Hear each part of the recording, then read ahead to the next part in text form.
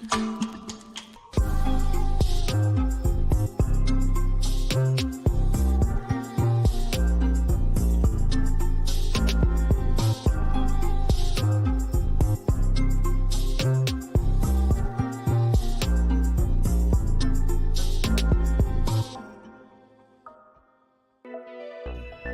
is the XNC Podcast, your Xbox newscast featuring Colteastwood, hosting industry interviews and gaming talk live on YouTube every Monday night at 5 p.m. on the West Coast, 8 p.m. on the East Coast.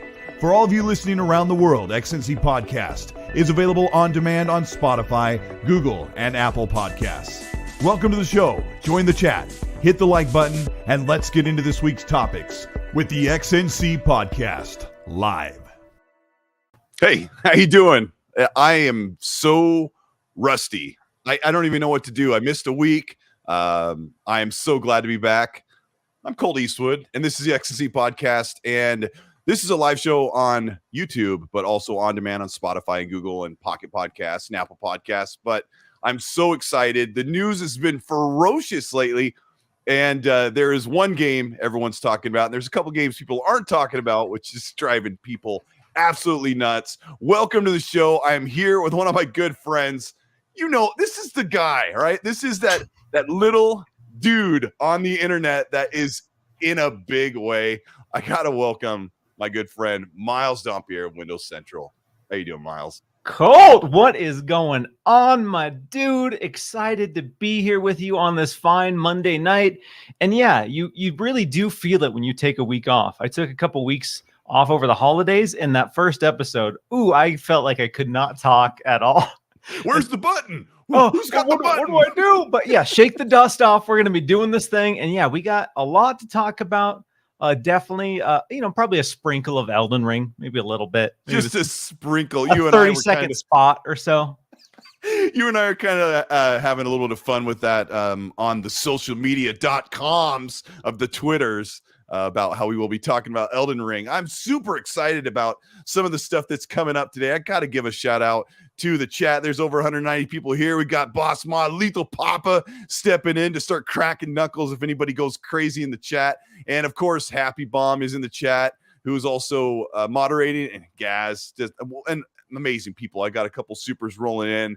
But first, before I do that, Miles, I got to give a shout out to the veteran channel members who've been with the channel for over 9 months. I'm going to read off some of these names. These people have access to custom emojis. They get entered into monthly drawings for merch, for like the Colteastwood merch. You get to pick what you want if you get picked. So get what you like.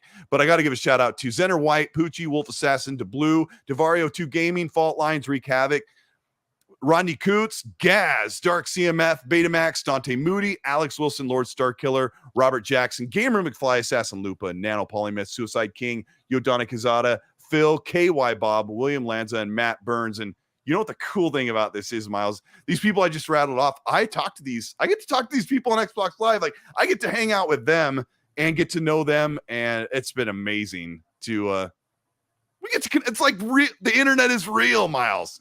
It's the beauty of it, seeing all these familiar faces in the chat, like the Xbox community and the gaming community. Obviously, it's growing and it's getting bigger and bigger, but it's so cool to see so many familiar faces and be able to go online and talk to the squad, jump on a podcast, see a lot of the usual suspects in the chat, and we're all here to celebrate games and have fun. So yeah, you love to see it, Colt. Absolutely. Like, I got Punky Dish, Risky for the Biscuit in here, Mr. Joanna Dark, Pong Soul, so many people. Like, we appreciate it. Like Miles says, like, we check out other podcasts all the time. We guest on, we're doing our own shows. We were just talking about pre-show. There's so many podcasts. It's crazy, but we see these people. We appreciate you so much. We've got a ton to talk about. I'm hoping I'm not leaving anything out, but I'm excited to be here. Sleeping Vistas with the Australian $5. Thank you so much, Sleeping, for showing up again. It says, Colt, hope you're feeling better, and importantly, your family is safe and well. So I'll give you guys a quick update. I got COVID like a week or 2 weeks ago. I didn't think I got it, or I didn't think I would get it, because I thought I was just completely amazing. And so, but my voice is a little bit rough. You should talk real low. Yeah, get nice and sexy like. Yeah. So, we're doing all right. Yeah, my family did kind of catch it. So it's just like, well, here we are. But I'm happy. We're safe. Everybody's good. People I've talked to, they're making it through.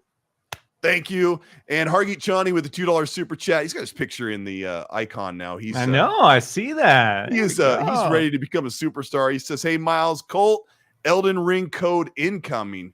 Oh my goodness. Is he going to throw in a code for Elden Ring in the show? I wasn't aware of that, but Hargy is cool. Like spreading that Elden Ring love. Dang. All right. Yep. So I kind of wanted to, I normally would start by asking what you're playing, but I don't want us to dive into like a crazy discussion about the No Maidens. But how about I just be a little bit controversial? Miles, what else have you been playing? Because I know you've got stuff to talk about because you've been busy. What else have I been playing? You know, the sad fact is not a whole lot outside of one of our big topics for today, but I have been spending the last couple weeks with the Steam Deck. And so I've been testing a wide range of games. I've played about 30 games on the Steam Deck. Oh, man. Going back and playing some all-time classics, Dark Souls 3, some Left 4 Dead, and just a huge range of games on that. So that's been really cool to kind of see what the capabilities of the Steam Deck are. You have really kind of reach? Yeah, I do. All right, put it up on the camera. Guys, this Steam Deck thing is, we're going to talk about this later on the show briefly about how it ties into Xbox, yeah, look at this thick mama jama. This thing is, oh my god. I got to say, like when I first saw this revealed, I remember looking at the control scheme and saying, woof, that has got to be bad to hold. I'm sorry, but that looks absolutely miserable to hold in your hands. But now that I've had a few weeks with it, the moment I put it in my hands, it feels so natural. Like with my Switch, I love my Switch, but playing with the Joy-Cons for more than an hour, you start to feel it on the inside of the palm of your hands. You get this really bad cramp.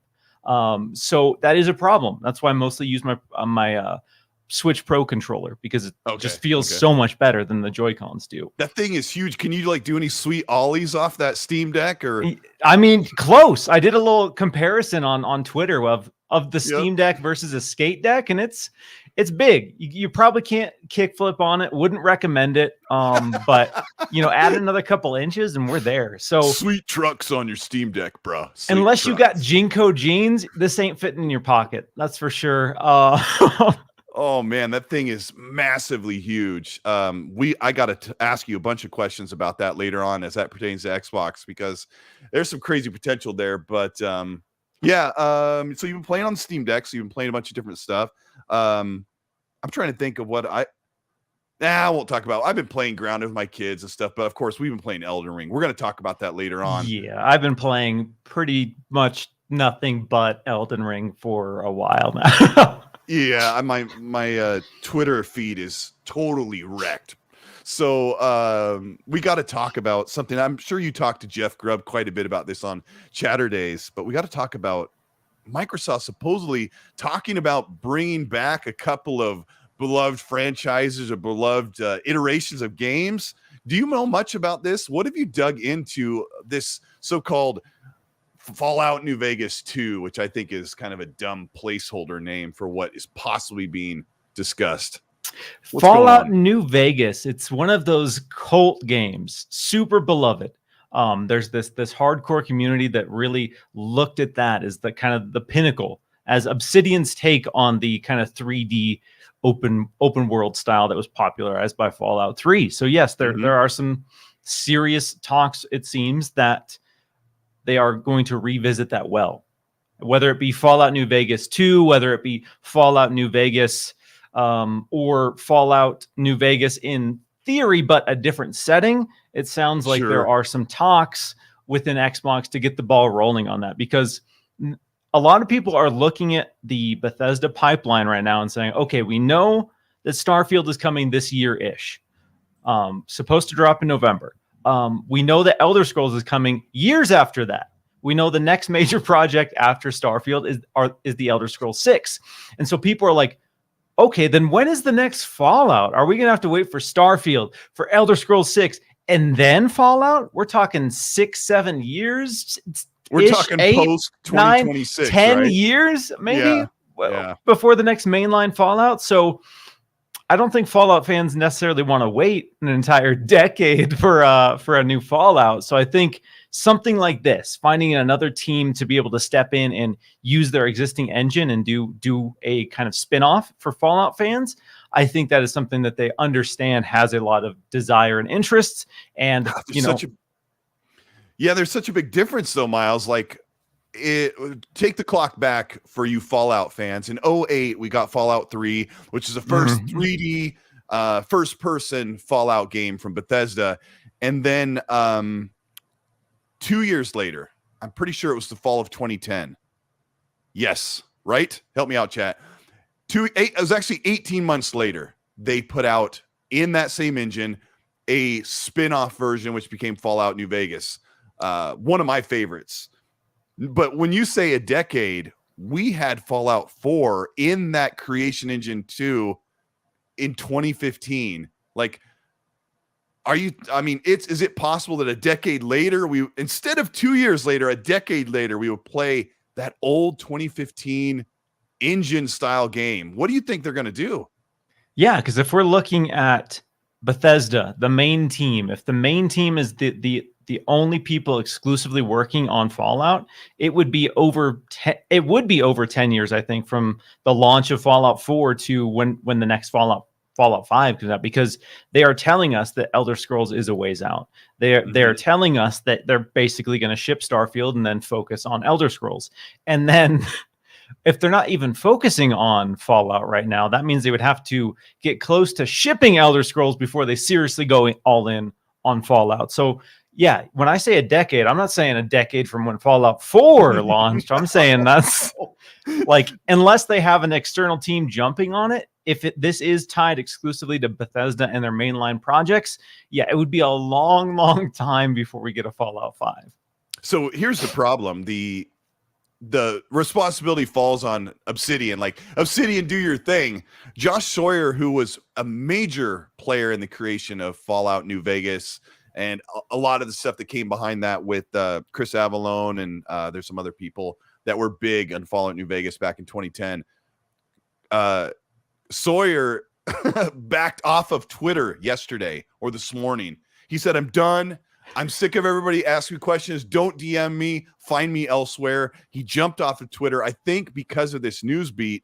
Miles, he's been getting hammered big time. Like, give us the details about Obsidian working on a Fallout New Vegas 2. Did you see that?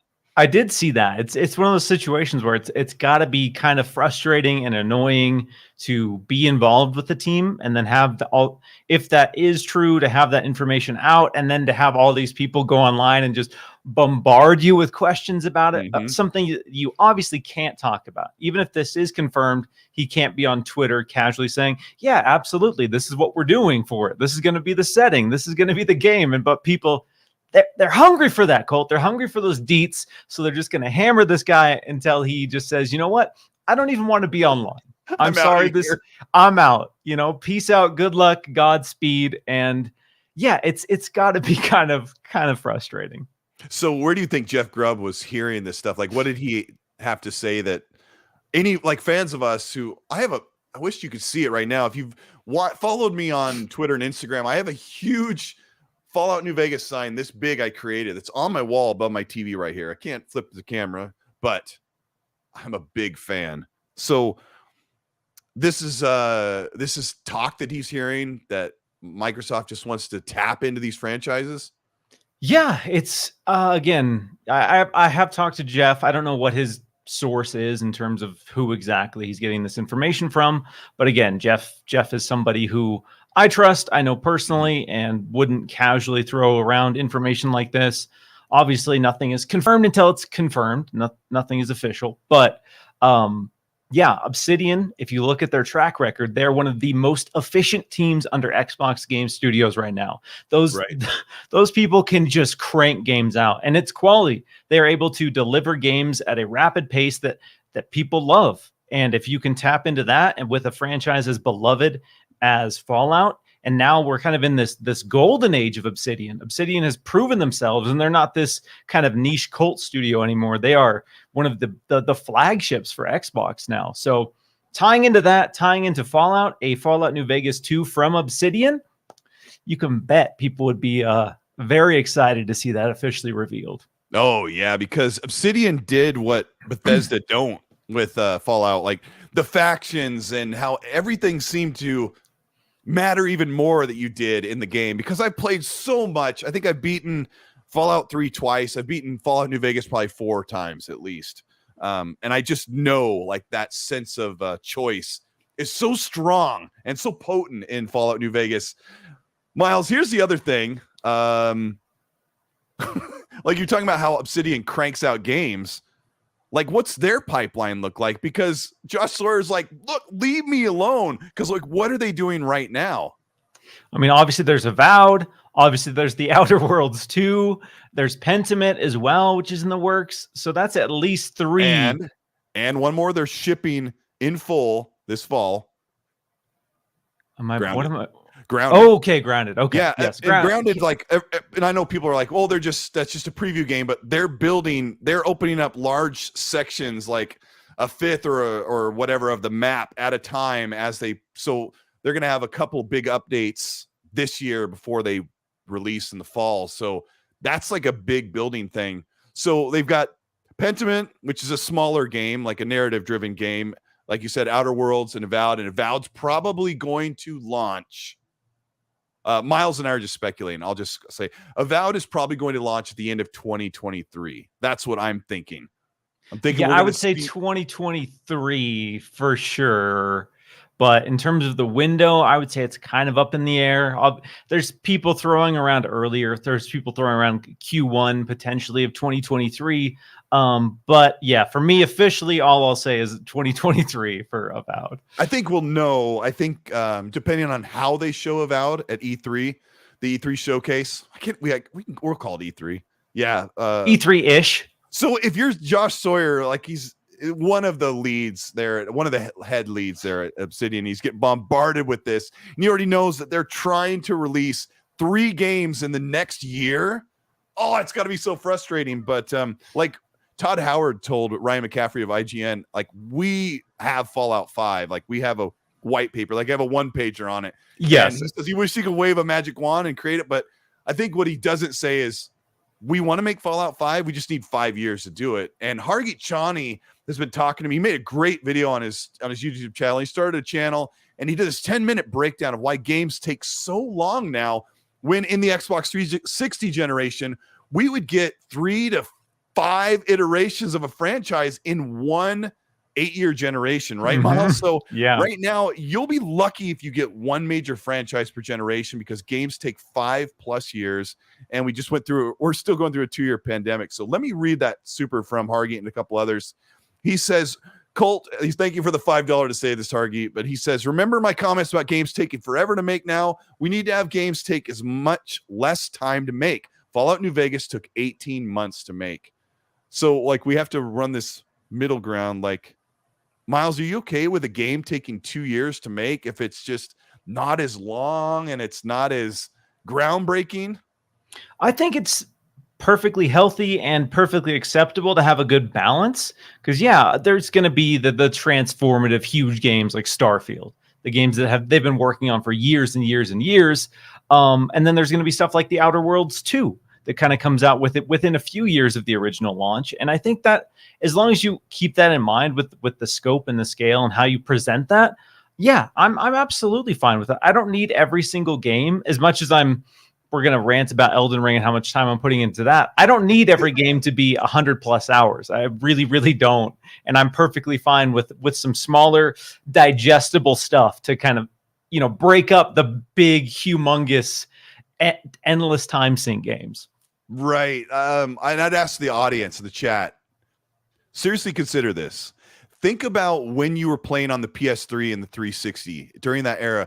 Think about the franchises you fell in love with. Think about how Mass Effect was never as great as it was then.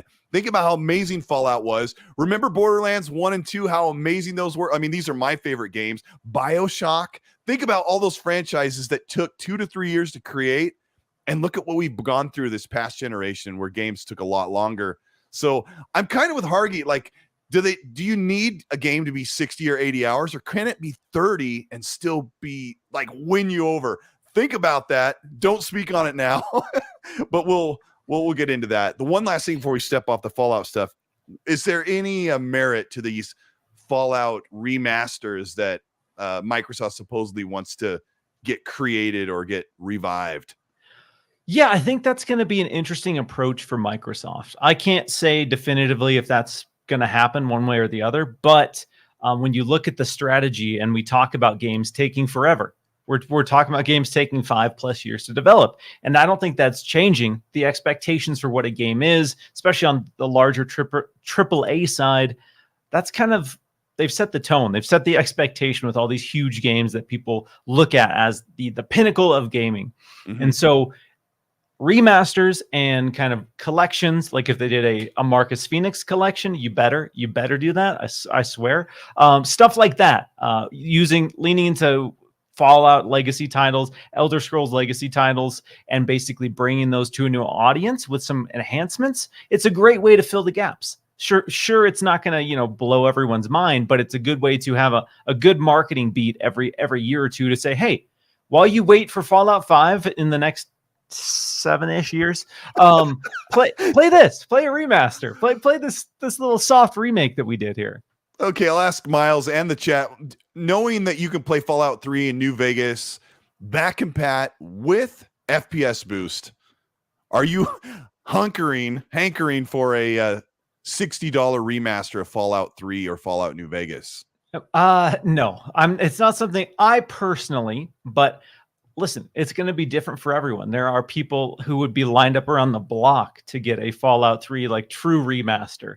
And people skirt at remasters, and rightfully so. You're entitled to spend your money the way you want, but we're all guilty of seeing a remaster of a game that we love and being like, I'm buying that. I don't care. I don't need it. It's not the GTA trilogy. So. Yeah, exactly. We all do it. Whoops. So people pick and choose when it matters to them, but we all do it at the end of the day. So there is an audience. Clearly, there's an audience for it, and I'm not going to fault them. I'm not going to buy it. I mean, I'd check it out on Game Pass because chances are it would be in Game Pass. And I play it for 30 minutes and go, yeah, that's cool. So, Miles, one last question. Do you think Microsoft is possibly looking at just hiring some studio like Iron Galaxy or some studio that just ports stuff to create the remaster and keep their studios and their partners working on this other stuff, these other 50+ projects we've been hearing about? Yeah, I think it would be a smart investment for them to have a dedicated studio for those projects. A studio that's familiar with the engines and can go in and kind of quickly and efficiently retune these and retweak them. And because, I imagine with something like that, they would probably want a year. And if you can get a good team in there to do it, it wouldn't take that many resources to be able to re-release some of these games. Okay, here's one last nasty question for you that I just thought of. Would Fallout 3 or Fallout New Vegas Remaster be multi-plat? Multi-plat. I don't know. They already exist on those platforms in some ways, so maybe. We saw it with Skyrim Anniversary Edition. So there's a precedent set there that, yeah, sure, they would do it. I think so. I'll just say this: I don't care either way. Like, I'm not going to be offended if it comes to PlayStation. What about your list war that you hold up and say, "Look, you can't play this. You can't."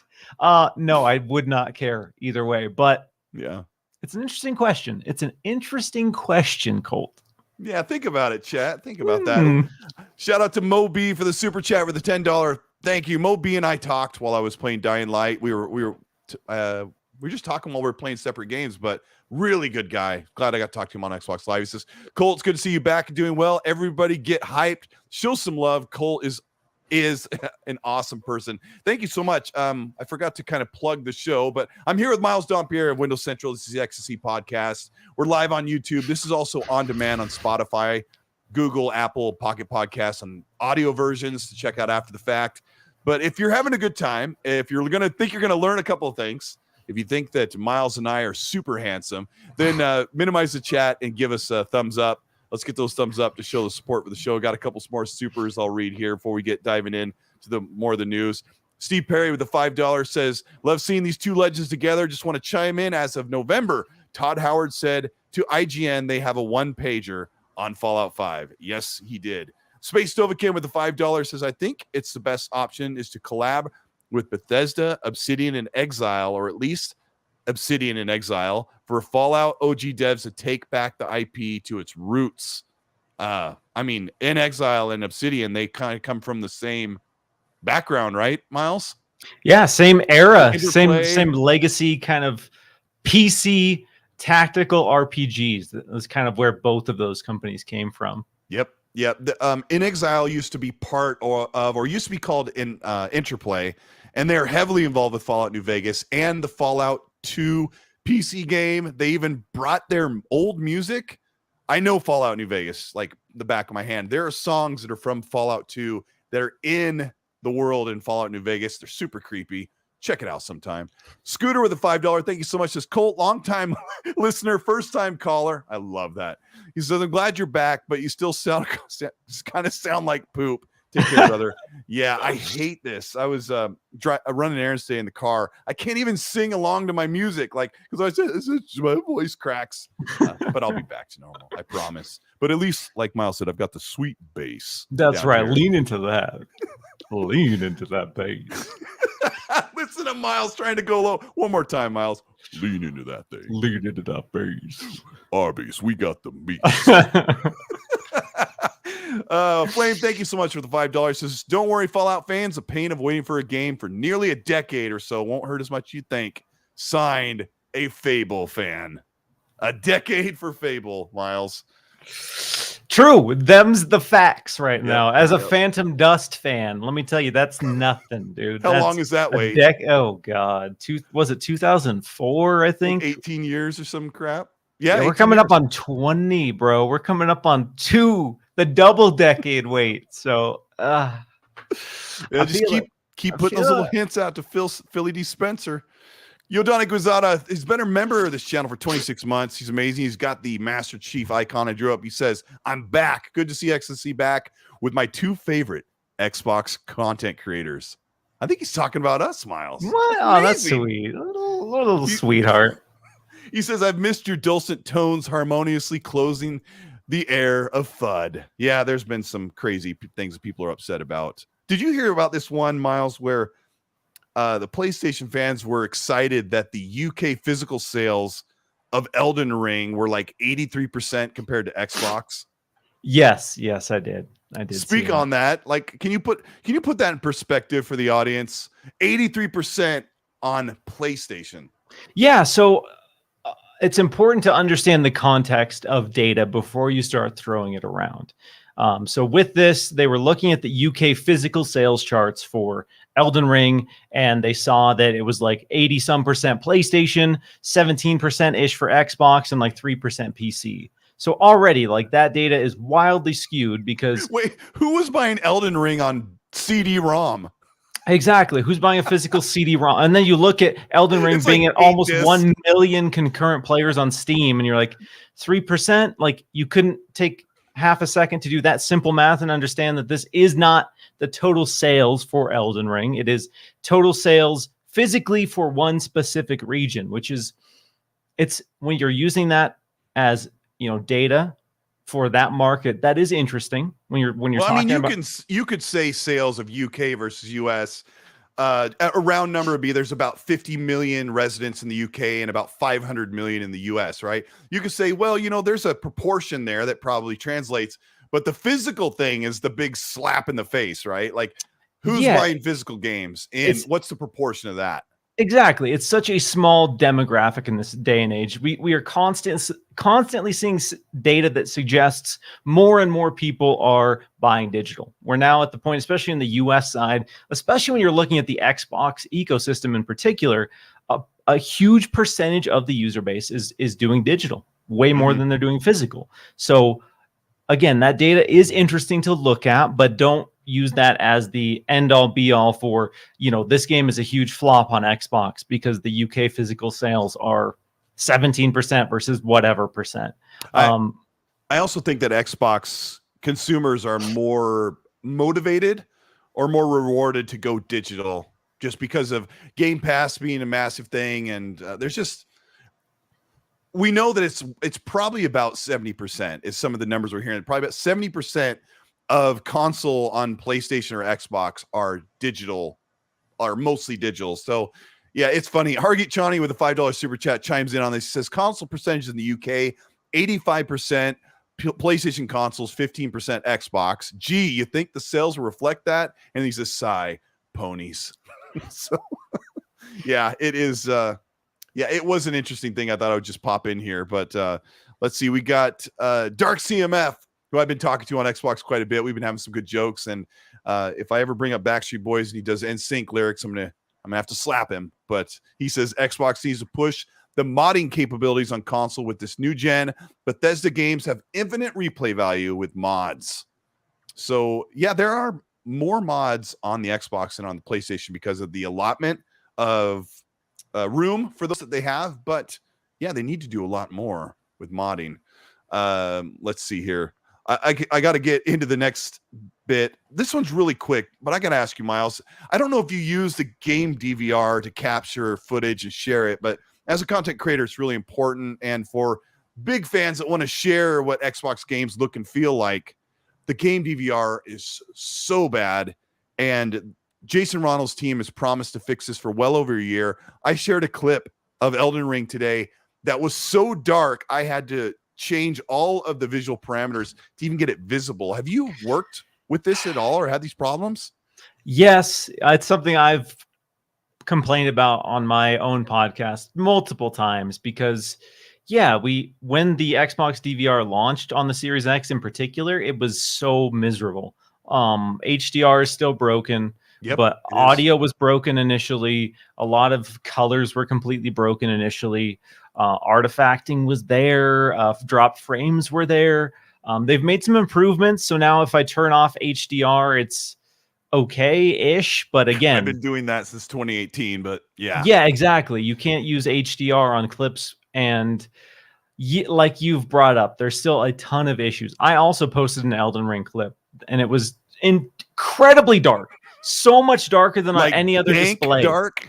And I'm just like, what is going on? And like you said, they've promised to fix it. They're working on changes.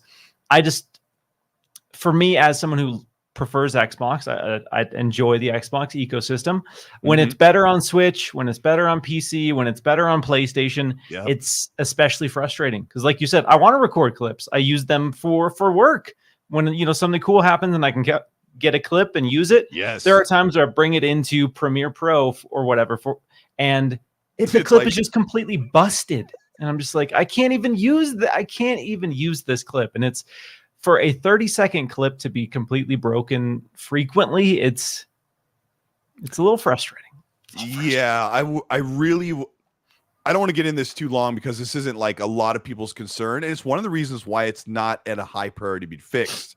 Microsoft and Xbox know that not a lot of people use this feature, but it is good that people that are in front of a camera or microphone say something. So maybe I can reach out to Jason again. I know that he said they've been working on it. I don't know. Maybe a whole overhaul is coming.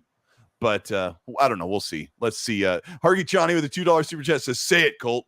Exclusive. Yeah, that works. All right. Yeah, well, we're going to talk about exclusives as well today. Dark CMF says, best band, Backstreet Boys, NSYNC. They're equal to each other.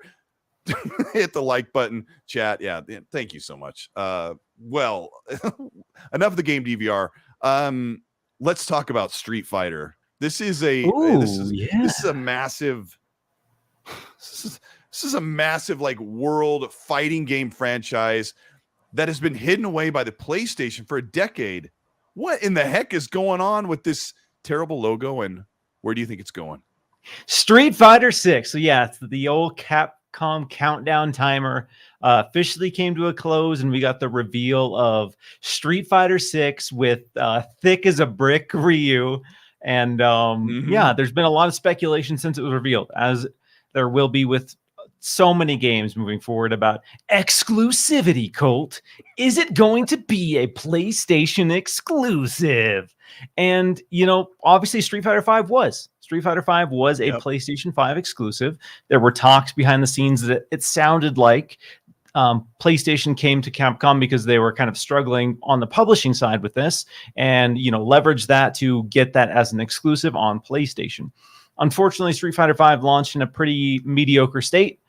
limited content, limited modes, limited characters. It wasn't the strongest outing out of the gate for Street Fighter. That being said, the community for Street Fighter 5 is passionate. People love Street Fighter.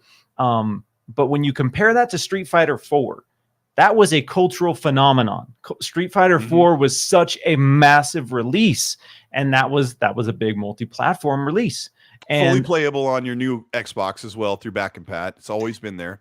Yeah, amazing game. Street Fighter 5 plays amazingly. Love it.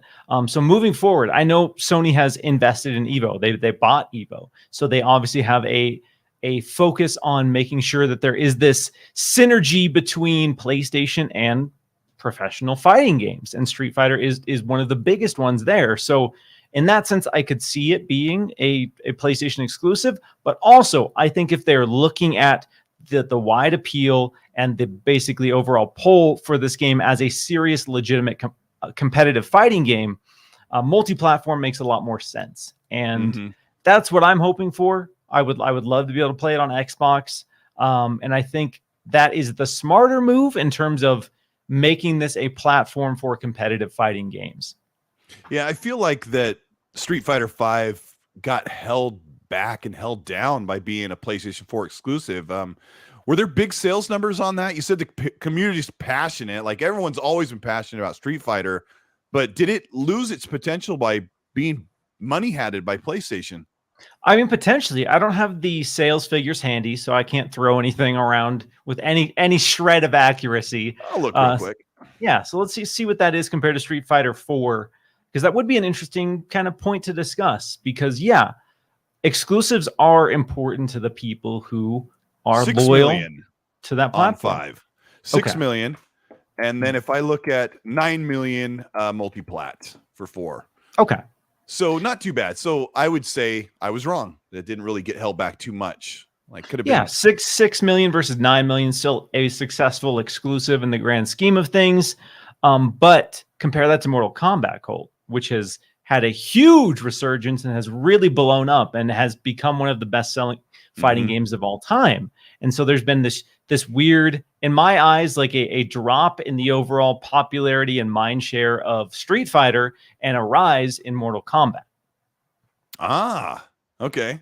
I mean, you can certainly have both. They're both massive, but I don't know. It's just weird that they made this announcement, no platform. And then we've had announced games like KOTOR that say they're going to be on PlayStation, although it was on a PlayStation event. So it's still up in the air, whether it's multi-plat. Yeah, I imagine. Yeah, it's still up in the air. I don't think anything's finalized now. Maybe this is Capcom saying, we're working on this. Hey, Xbox, hey, PlayStation, what's up? You know, you want to start wheeling and dealing? This is coming. We're letting you know now that this is coming. We haven't finalized platforms. Hey, Xbox, you don't want to lose another Street Fighter again? Let's talk, baby. Let's see what we can work out. It's probably something like that, honestly. But yeah, because they're so early on. I gotta make a controversial comment because everyone was like, going crazy about the logo. I was looking back at the old logos. I'm like, they're not that amazing, but that SF icon is just dumb. And how about I say this, because I'm a graphic designer, I've created like hundreds of logos, right? So I'll just say, let me puff my chest and give my expertise. That logo just doesn't fit. You have to fit your product. Like, it has to serve the product. I don't think it does. I think that's why people are so repelled by that simple thing. And then, of course, there was the Adobe stock logo. I don't think they stole it. It's just so plain. I could have found, I could probably search on the internet and find 8 examples of something very similar. Yeah. With 2 letters like that. But I mean, you got to get people excited. That logo's got to get people excited, but the PS5 logo got people nuts. It's very plain. So yeah, I can't imagine that that's not just a placeholder. If they ship the game and that's the official logo, I will be so shocked, especially now that everyone's kind of been up in arms. And like you touched on, the older logos are very much of that era. Like Yeah, they they're are very cool, 90s. Yeah. but they are very like everything's on fire. Yeah, let's kick some ass. And it's like triple stroke, 3D extrude, and yeah. And I understand they're Yeah. maybe trying to move away from that slightly, but just to go hyper modern and just have this really blocky standard SF with the you've got 6 It looks emails in the it corner. looks like a logo you would like emblazon on a steak or something. Yeah, it doesn't really work for me. And Gaz on his show on Saturday said the Street Fighter 2 logo is amazing. And I'm like, what's that look like? And I went and Googled. I'm like, it's just this gross fire text. No thanks. And like Fire. a gradient. Fire. The new Street Fighter looks like something you'd see in the back of someone's pickup truck as a window cling. Yes, it does. It looks like something the guy would have in the corner of his cab window. Oh, that's great. We got to talk about something else that made people nuts. Gene Park, who is so awesome. He does a show with Snow Like Mike. I've been on their show. He's amazing. Him, like everyone else, is super excited about Elden Ring. And he said today, he said that he feels like Elden Ring is going to be a big deal.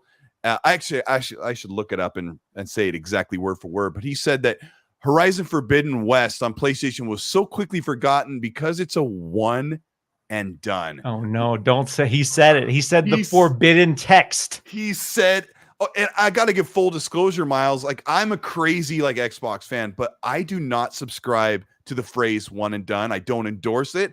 I don't use it because I've played a million games I love to death that I've never gone back and replayed. So I think one and done does not work for me as a phrase. But Gene Park said that Elden Ring is going to have the legs of Skyrim with, well, we'll talk about what he means by that. But the PlayStation fans went nuts. They insulted him. They attacked him. They quote tweeted him. It was messy. Did you see this unfold today, Miles? Yes, I did. And again, he brings up some interesting points. I've had other people I've had other coworkers tell me who are actively playing and loving Horizon say that, Horizon is what they would call a one and done game. It's very focused on the story, very focused on the narrative, so that, once you wrap that, you feel the sense of satisfaction and you move on. And I don't think, like you said, I don't think there's anything inherently wrong with that. The problem with some of these people is that there's this kind of fighting as to make sure that one platform has one thing and one platform has another thing. Mm-hmm. And the one and done, again, is just a meme that I would say bad faith Xbox players use to make fun of PlayStation exclusives in the same way that bad faith PlayStation players make fun of multiplayer. It's just something that people do in bad faith. It's kind of a universal blanket term that they use to downplay something. So when Gene Park said that, I think he's on the same page as you and I. He's not saying that to be like Horizon is, something you shouldn't play. Horizon is mediocre. He's saying Horizon is an enjoyable experience for someone once, and then you move on to something else. And if you got your money's worth, you got your time kind of investment out of that, that's fine. That is totally fine. But with Elden Ring, this is going to be the next Skyrim in terms of people are going to keep playing this for years to come. People are going to keep discovering things for years to come. And that is such a rare phenomenon. And I think that's more what he was stressing about Elden Ring, as opposed to, as some PlayStation fans took it, dunking on Horizon. So right, and what you have to explain with this, because I was one of them. I was playing Horizon Forbidden West. I had my eye on Elden Ring because I'm not into those type of games, but I had my eye on it.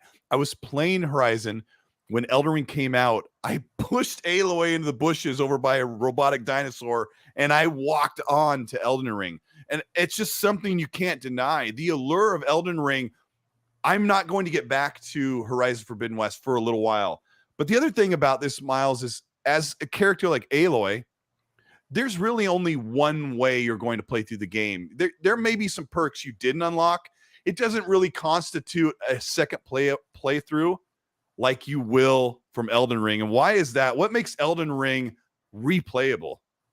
The beauty of Elden Ring and the beauty of From Software's formula is it is an RPG first and foremost. You as the main character, you pretty much say nothing. Your character has no dialogue. You get to kind of take the role of a character in this universe and interact with all of these different NPCs and all of these different monstrosities. And Horizon is a very I don't want to say linear. It's an open world, so there is flexibility, but it is in a lot of ways a linear narrative focused adventure. And that is fine. That delivers that kind of satisfying movie-going experience that we love. And Elden Ring is more about putting you in that world. And that is why Elden Ring is going to be played more and played longer, because there is so much flexibility in how you can approach your character, how you can approach the story, a bunch of different endings to it as well. Whereas Horizon is about making it so you see this one story play out. There's a lot of people who've been complaining about Aloy talking too much. That is a pet peeve of mine in a video game, is when your main character is talking too much, telling you things over and over, telling you how to do things over and over. And that's, for me, that is a pet peeve. I don't want to be talked to by the main character. I don't want to set down my controller that long. Hargy Chani just dropped a code for globally for, I'm pretty sure this is for Xbox. It looks like an Xbox key for Elden Ring. I want to know in the chat who was able to grab that quickly and apply it to their account. Hopefully somebody grabbed it who doesn't have the game. That's amazing. Thank you so much, Hargy. That is a big deal. He just gave away one of the best games of the year. Am I allowed to say that? That's a big deal. Thank you so much, Hargy. Yeah, I'll go further when we get into it. I'll go way further than the best game of the year. But yeah, we're going to talk about Elden Ring a little more in depth, and I've got a little bit of footage to put up while Miles and I are talking about it. Let's see. I got a couple of comments and supers here. Wolf Assassin, who's been a member for 10 months, says, "Hey, Colt and Miles, love your Xbox Direct opinion piece, Miles," which I talked about a couple weeks ago on your behalf, Miles, but we should get into that really quick. He says, "Because of that, are we going to have to wait till E3 to see what Xbox has for 2022? Miles, quickly tell us about what you think is going on with us asking Xbox to do like a direct or a state of play style presentation more often. Yeah, so for me, first off, thanks for the kind words on the editorial. A lot of that stemmed from us coming off a massive holiday for Xbox. No matter who you are, if you're a PlayStation fan, Nintendo fan, there was no denying what Xbox did over the holidays with Forza Horizon, with Halo Infinite. They had a bunch of games that everyone was talking about and everyone was playing, and there was all this goodwill and excitement and energy about Xbox. And then into the new year, that just died. It just completely dropped off. And all of that turned into pessimism. And people were saying, Xbox has nothing this year. Xbox only has Starfield. Xbox, where's Redfall? Why haven't we seen this? And a lot of people were asking a lot of questions about the future of Xbox. And that got me thinking, just why is Xbox struggling to, overcome some of these narratives regarding lack of games and lack of quality games after just shipping several games that were nominated and won Game of the Year from a bunch of different outlets? What is going on here? And that got me thinking about Xbox's fundamental problems with the way that it communicates its games to players. They rely too heavily on conventional E3, the Game Awards. So you have these two big marketing pushes, basically, and that's it. And now we're in this world where companies like Nintendo, even companies like PlayStation to some degree, have proven you can be more nimble and you can get those marketing beats. What's especially frustrating is Xbox has been so forward-thinking and so progressive in so many ways, but not this one. Like, they don't have a good means of showing you games. People look at, we have Hellblade 2, we have Fable, we have Avowed, we have so many.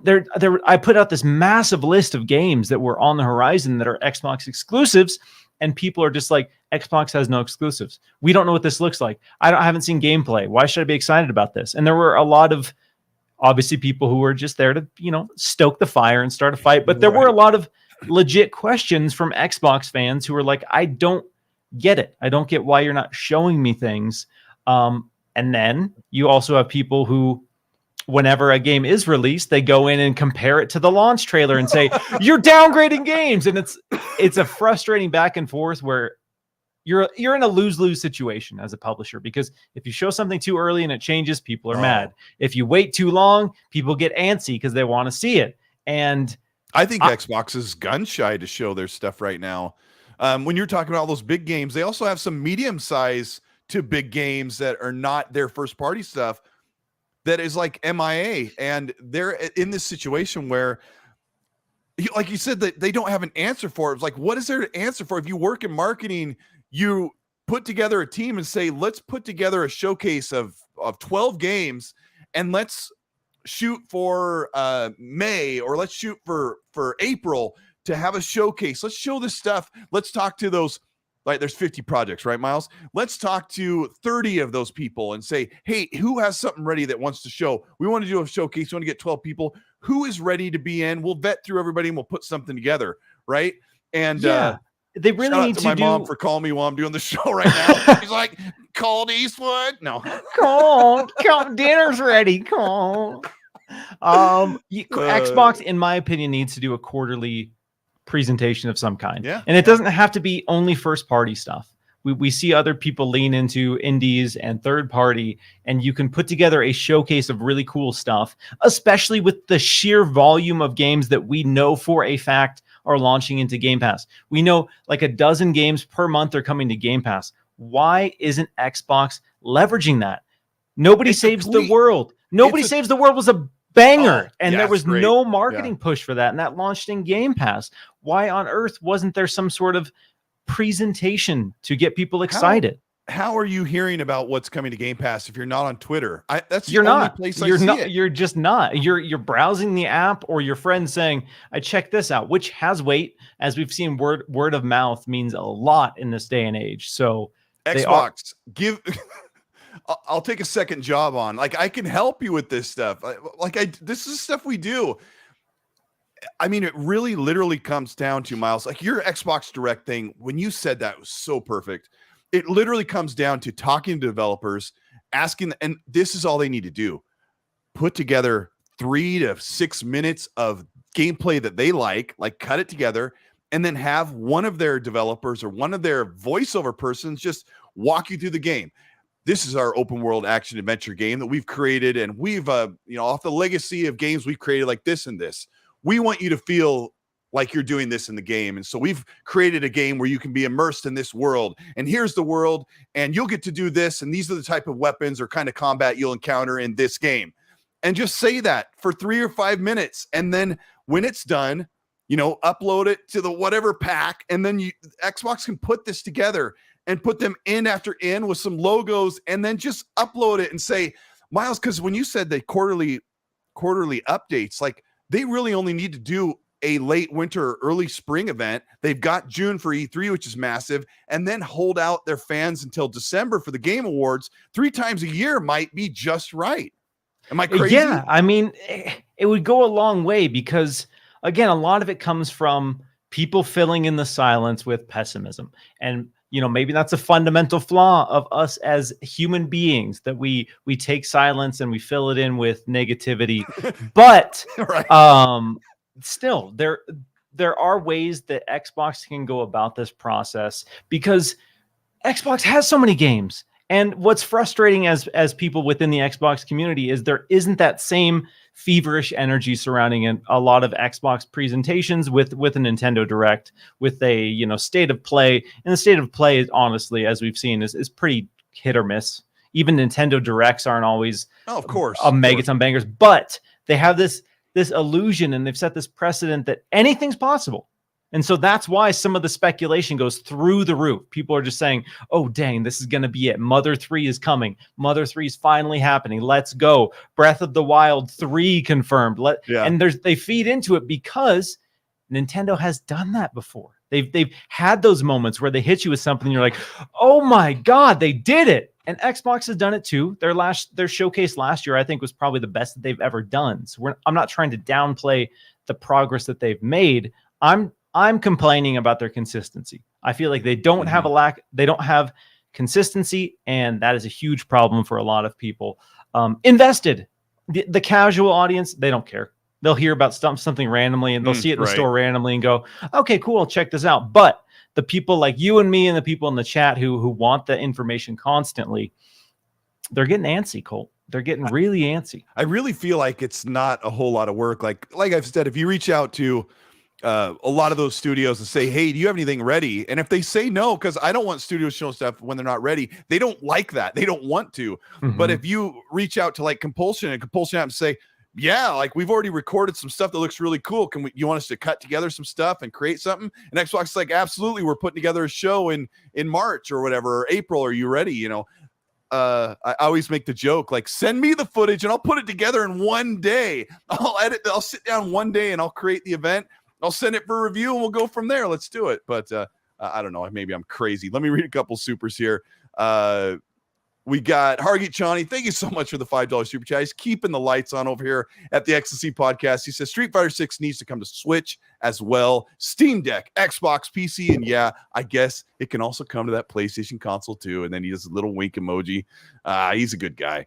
Lord Starkiller has been a channel member for 16 months with the new Cortana, the weapon icon. Says, how many of the 100 million active monthly Xbox network users are actually Xbox Live Gold members? Will those members be moved to Game Pass eventually? I'll ask Miles, what's your guess? How many Xbox Live Gold members do you think we have, or Xbox has? Xbox Gold? Yeah. It's been a while since we've gotten an update, but there was a figure that they are well over 50. Wow, yeah. I would say between 50 and 60, but that's honestly just a guess based on that last figure that we heard for Gold. That's actually pretty high, but as Miles and I will tell you many times, the whole weight of getting rid of Xbox Live Gold paywall really leans on Game Pass surpassing Xbox Live Gold, as far as we've heard from people that talk about this. That's the speculation right now, is they're waiting to hit some sort of milestone before they get rid of it, because it's, as we've seen with PlayStation, as we've seen with all these companies, it's about that monthly recurring revenue, and they're trying to get that in any way possible.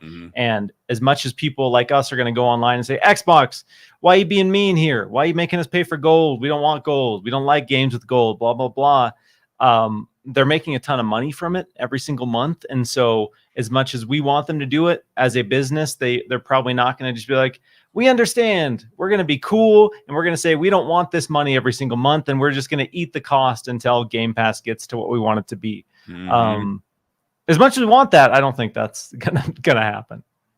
Yeah, it would be so massive. Like, if they remove that paywall, it would drive so many people in. I think it would start to pay off quicker than just sitting there giving people games with gold games every month, which I don't love as much. But let me shuffle into a different topic that is quite crazy. Michael Pachter.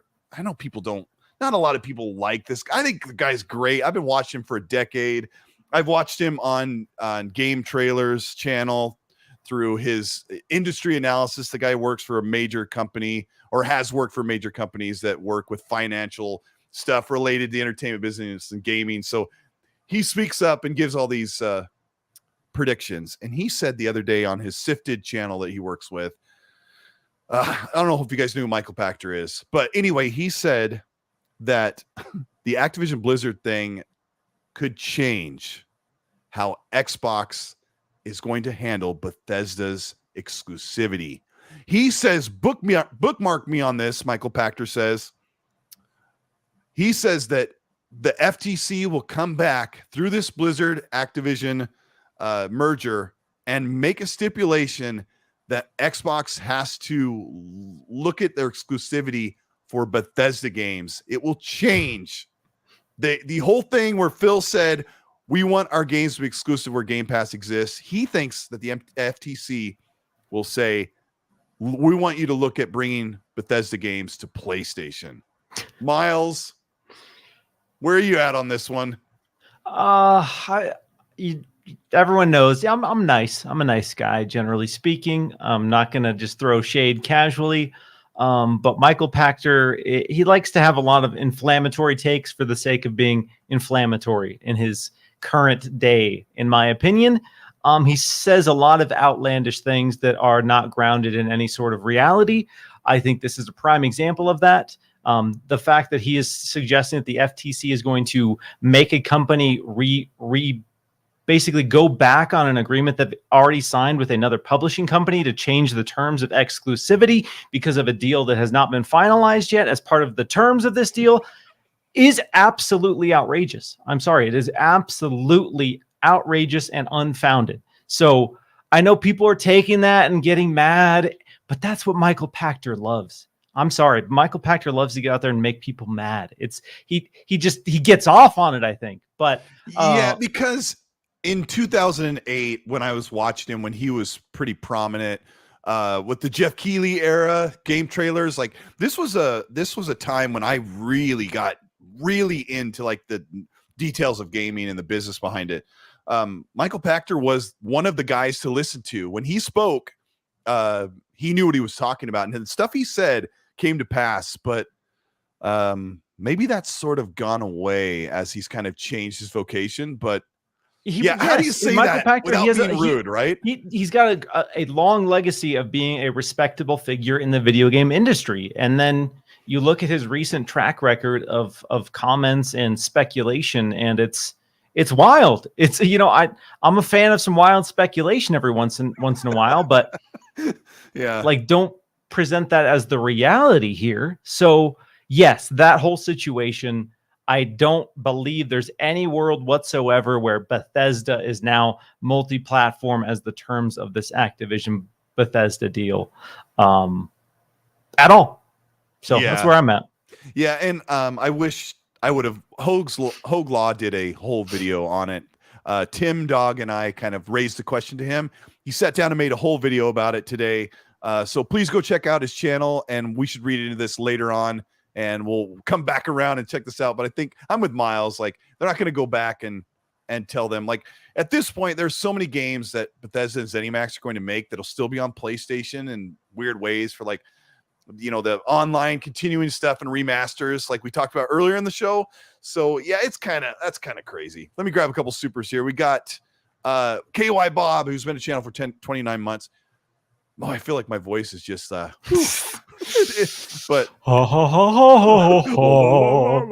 yeah, I'm in the car. I'm like la la la. And KY Bob says, "Hello, my friend. Great shows. Miles is so cool. I agree. Elden Ring has me. Help. What's so different? I couldn't deal with other Souls games like this one." KY Bob, hold that thought. We're gonna get into Elden Ring in just a moment. Kyle Coe, thank you for the $5 super. Says, should Microsoft allow keyboard and mouse games only on Xbox? Yes. He says, or will it be an educational marketing nightmare with a bunch of people not knowing what they're buying? Let me speak on this, Miles. I've said this a bunch of times. Yes, Xbox. Throw a bunch of PC games on the Xbox with mouse and keyboard support and just put it in the store. Caution or warning, no controller support. And then if someone buys the game and they can't connect their controller, they can just get a refund. Just give people the option to play more games on the Xbox and sell them more, make more money. Just do it. Miles, am I crazy? I mean, I think really it is just this logistics nightmare that they don't want to deal with. Because I agree. Yeah, let's do it. Put the tag in there that shows what it supports. But I think that they want to ensure that everything that is listed on the Xbox store can be played with the Xbox. You buy the Xbox, and every game that's in the store, you can play on there. Obviously, we've seen exceptions with Xbox One and Xbox Series X and S titles. There are ones that will not play on the Xbox One, but I think the keyboard and mouse for them is just a situation where they don't want to deal with the refunds. But again, I guess so. Yeah. I'm for it. I wouldn't mind, but I think really what it is they don't want people buying it and being frustrated because they can't play it with the controller. But yeah. I guess I can kind of ride the fence on that one, but that's a good comment. Kyle, I appreciate that. Yodani Kuzado with the $5 says, Miles has that look on his face. Had me do a double take there for a second. Thought the XNC logo was black and orange for a second there. I don't know what he means by that. Black and orange? What? We get spooky? Is that what he's talking about? It's a Halloween nightmare. I mean, I'm down to get spooky. Let's go. Flame with the $2 says they should do a monthly show for Game Pass titles. Yeah, they could be a lot of work, but I mean, Major Nelson throws together these. Well, not throws together. Those probably take a whole half a day to make or whatever. But he puts together the games of the gold every month. But every 2 weeks they're bringing games to Game Pass, and they come in with very little fanfare if you're not on Twitter. And not everybody's on Twitter. As much as I love Twitter, as much as I really do love being on there, I'm on there way too much. We forget that Twitter is such a small part of the world, such a tiny, teeny little percentage of the world. And I think that's, again, when we have these conversations, that's something that we should consider as well, because I'm sure Microsoft has just mountains and mountains of data that shows like how people engage with their stuff, where people engage with their stuff. And again, we can complain that it's only on Twitter, but it needs to be more. And I'll tell you guys, I don't usually talk numbers like this, but I have 33,000 followers on Twitter. I get like 2 to 3% of my YouTube video views from Twitter. Like it tells me in the analytics. So like it really gives you an idea how small your audience can be on one platform. It has to be a lot of places. Dub, who's been a member for 9 months, says even if it was just behind the scenes talk from devs, I think fans would still be excited getting to know the talent behind the studios. Yeah, I mean, I want to hear like the head creative director of a game walking you through parts of gameplay. I love that stuff. You know, the sit down interviews, we don't love that. But if you've got like, hi, I'm, this, woman who's like the lead director or lead creator of the game, walking you through what they created and you're seeing it on screen while you hear her voice, absolutely fantastic. Or just gameplay without any voice is good too. Lord Starkiller, thank you so much for the $10 super. He says, I agree with you, Colt. Microsoft needs your expertise to help get Xbox supporters more pumped for upcoming games. Your presentation and narration are always top notch. And you know who else is top notch? Is Miles makes excellent content. So hire Miles or hire me, or we'll work together. We'll work for 2 hot dogs a day. Yeah. That's all we need. Seattle dog. Do you know what the Seattle dog is, Colt? Yeah. I mean, I'm the Safeco dog. Well, they don't call him that anymore, but what's the Seattle dog? Seattle dog. You got your dog, you got your bun, you got cream cheese, sriracha, grilled onions. Oh, I love sriracha. Like I've been out here.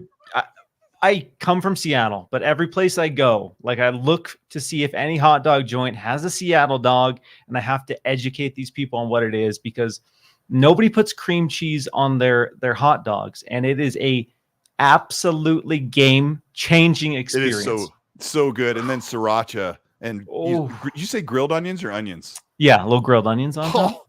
Yeah, this is the hot dog and XNC podcast right now. Ooh, that sounds so good. Treat yourself. Yeah, if you haven't had a Seattle dog yet, do it. And there's 0 calories, guys. Exactly. They're great. So Mash says no cream cheese, please. Well, that's sorry, bro. That's a fundamental flaw of your hot dog experience. That's fine. You're entitled to that. Gosh, it sounds so good.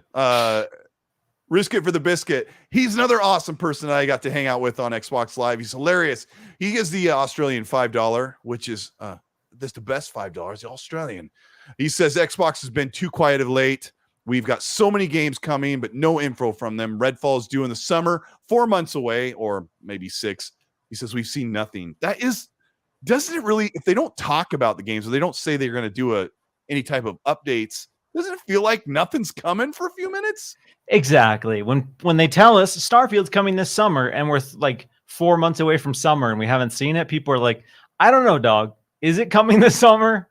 Is it really? I am a little leery about Redfall's release. I know they say summer, which could push you into September 21st on the summer calendar, right?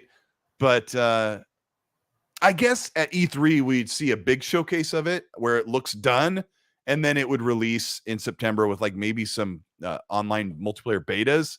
But like at this point, it feels like it doesn't exist. So I don't know. Yeah, exactly. We don't know, and again, that silence is being filled with skepticism and pessimism. Okay, let me give you guys like a look forward into what we've got left on the show. We're going to talk about PlayStation Now and the Spartacus service and some day and date stuff. We're going to talk about a new update to the Xbox Series S and X pipeline for creating games. It's going to change how games look for the better, finally. And we're going to talk a little bit about Game Pass when it's regarded to Steam, and then into Elden Ring. Let me grab a couple more supers really quick. I'll try not to speak on these so we don't go too far. But Dark CMF, thank you so much for the $10. He says, when Miles said milestone, I thought of Peter Griffin being excited for the name of the movie being said in the movie. Not sure why. I thought I'd share. All I can think of is when he was like Roadhouse. And he was Roadhouse. Yeah, I'll say stuff like milestone or whatever, and people think I'm making a pun on my own name, and I'm not. I promise. I'm not. Milestone. Sleeping Vistas with the Australian 5 says, Colt, put your money where your mouth is. Do an Xbox indie roundup for April and May and show Xbox how to do it. There's a lot of stuff. There's like Tunic, and there's a Warhammer Dark Tide, which isn't really an indie. There's a bunch of games. Scorn. There's supposed to be Exo Mecha. There's a bunch of games that were supposed to already be out. And I really feel like developers are in a tight spot where they feel like they're just not ready to show and it's going to be last minute on a lot of games. Harriet Johnny with a $5 says, if Xbox has to share games, so does Nintendo. Pokemon is $90 billion plus. Mario at $30 billion. It's like bigger than all the franchises combined. Third is Call of Duty at $17 billion. Holy smokes. And you know what? Knowing Hargeet, those numbers came right after, like memorized. X-Wolf Assassin, thank you for the $5. This says Xbox will be quiet for a while. Let's speculate. What do you guys think and chat wish to see at the next showcase and what will be there? Miles, give us a quick rundown of what you think will be at the next big E3 show. Yeah, so we should see gameplay. We should see gameplay for Avowed. Hopefully we'll see some gameplay for Fable. We just got a little taste of gameplay for Hellblade 2, so maybe not that. I also imagine we'll get gameplay for Contraband. The thing about Xbox right now is we know so much of what's coming, but we haven't seen it at all. And a lot of people have been complaining that we haven't seen it. So I have to imagine that this E3 is when we start to see kind of that next year of Xbox. Yeah, and I'm staying optimistic about there's big games. I think there might be a couple really big games that don't make a showing this year, but Xbox likes to show gameplay for stuff that's coming in the next calendar year. And they've always been really good about that. I've always looked back at the PlayStation versus Xbox E3 showcase, and Xbox always shows all these games that are coming out in the next year before E3, and PlayStation says, here's what's coming in 7 years. So, yeah. I mean, people would argue that that's Xbox's approach right now. But I've asked them to do the same. I'm like, hey, do what PlayStation does and announce a game, even though it's not going to come in a year or two. But now we're like biting down on a rawhide bone, like, where is it? Where's Fable? Where's Fable? And like, I get that. So it's nice to have that balance. And then you look at Nintendo, who comes out and announces Kirby and the Forgotten Land, and they show you this huge, like, epic kind of grand scale Kirby game. You're like, oh, this looks awesome. This looks so good. And like, yeah, you can play this in 6 months. And people are like, what? And Xbox never does that. Really, right. Xbox, like Bethesda, if we're talking about Bethesda, they've done that. But Xbox never does that. They never show you something that gets you salivating and say, 6 months, baby, let's go. Yep. They do. I got to give a shout out to Doovy, who I'm going to put it back in the chat. He gave a code for 1 month of Game Pass Ultimate, which gets you 1 month of Xbox Live Gold, PC and Xbox console Game Pass plus cloud. Amazing value. Thank you so much, Doovy, for doing that, keeping the community gaming. All right, let's move into this new update. I talked about this in my video about 5 days ago, but the developers for Xbox are getting the XDK ready, the development kit ready for games to finally get a performance feature, which hopefully will give us that ray tracing at 60 FPS or better resolution and performance with more efficiency. Do you know about VRS, Miles? You talked about the tech variable rate shading. Yes, these transformative ways that we're going to experience games that we were promised ahead of the launch of the Xbox Series X. We've been waiting for variable rate shading because it's supposed to drastically improve the performance of games by basically scaling and compressing these very demanding details of games, which, like you said, should hopefully get us closer to ray tracing at 60 FPS with some titles, and hopefully, higher resolution at 60 FPS as well, or maybe even, more games at 120 FPS. Right. Yeah. But yeah, there's interesting things we haven't seen utilized on the Xbox Dev Kit, the VRS and Xbox Velocity architecture. Correct me if I'm wrong, but I don't think there's been a single game that uses that. And that's supposed to change. Like, imagine if Elden Ring was taking advantage of Xbox Velocity architecture and basically could utilize storage as supplemental RAM. It probably would alleviate a lot of these kind of performance issues that we've seen with open world games. But we haven't seen it yet. So it's exciting that VRS should hopefully, fingers crossed, be coming soonish. Yeah. So a lot of people asked me in the video, like, I write these videos, I write down the script so I can cover all the bases. But I got a lot of comments, Miles, people saying, is this going to be a new Xbox? Like, do I need to buy a new console? Is this an update coming to my console that's going to work on all my games? And I tried to be really illustrative of what this feature does. So like Miles said, they can take a scene in a game, and I showed Gears Hivebusters on my video, where they can pick areas around the screen or far background objects, and they can reduce the quality level where you're not looking and ramp up the quality level on focused objects to get better performance. And they can see anywhere from 5% to 30% performance in the rendering budget. And I know this sounds super techie, but basically look at it like this. Every time you're playing a game like Gears 5, right? Every time if you pause the game, that scene took all kinds of different horsepower to build. And every 60 times per second, it is building that world, like rendering it, right? So the developers have to choose how much in the budget, how much power they have left over to keep that continuously moving in the console. So what they do is they get a VRS, which will give you a performance advantage by lowering things that don't need to be seen. One thing that VRS does that's amazing is if you're shooting over cover and you're shooting a locust, there is like some clay pots and stuff on the other side of the cover that the camera can't see. VRS will tell the game that they're working on to not even render that, just to leave it flat or not even use the horsepower to build it, because until you bring the camera around and see it, you don't need to waste your budget. So one of the things that people say, like, how are you going to get 60 FPS and ray tracing? Like, you can't do it right now. It's like all these games we've been playing for a year, Miles, have been built with the Xbox One in mind. They haven't used any of these features because these games have been in the works for a while. Exactly. We're in the situation where nothing we've played, not even Ratchet and Clank Rift Apart, nothing we have played has been made thinking, all right, we have this new console. Let's use everything that's available to it. So RDNA 2 features are a big deal for this. And what it means is you may play a ray tracing mode at 30 FPS, chat and audience. Like, what you don't know is 60 FPS with ray tracing might be 10 frames away. And the developer's like, I'm not going to run it at 40 frames. So we're just going to lock it at 30. And they make those decisions. If they can get a little bit more performance for every refresh of those frames, and they can get it up really close to 60, then you will finally see it. Another cool thing, I'm talking like crazy, but this is really important. Another thing they have direct ML, which will up-res the image through AI machine learning, which makes it look fantastic with very little performance hit. So you get another boost. And like Miles was talking about, velocity architecture and BC, like compression stuff, like this, all this data that has to be coming in every 8.3 milliseconds or every 16 milliseconds. It's crazy stuff that developers are pulling their hair out every day when they build games. So Miles, when are we going to start seeing next gen only?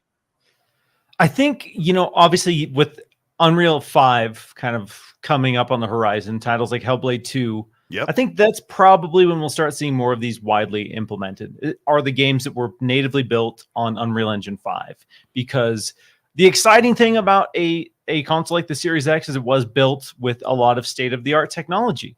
The only downside is because it's state-of-the-art, a lot of people are learning how to use it. So a lot of people don't know what it is, haven't had a chance to develop games for it. So it will take years before we start seeing it implemented, especially if, like we talked about, games take 5 years, Cole, to develop. Yeah. If this tech wasn't introduced to them until a year or two before they started working on it, we're talking 3 years past the launch before we start seeing some of these features fully implemented. But I have to imagine stuff like Hellblade 2 will be the first big showcase.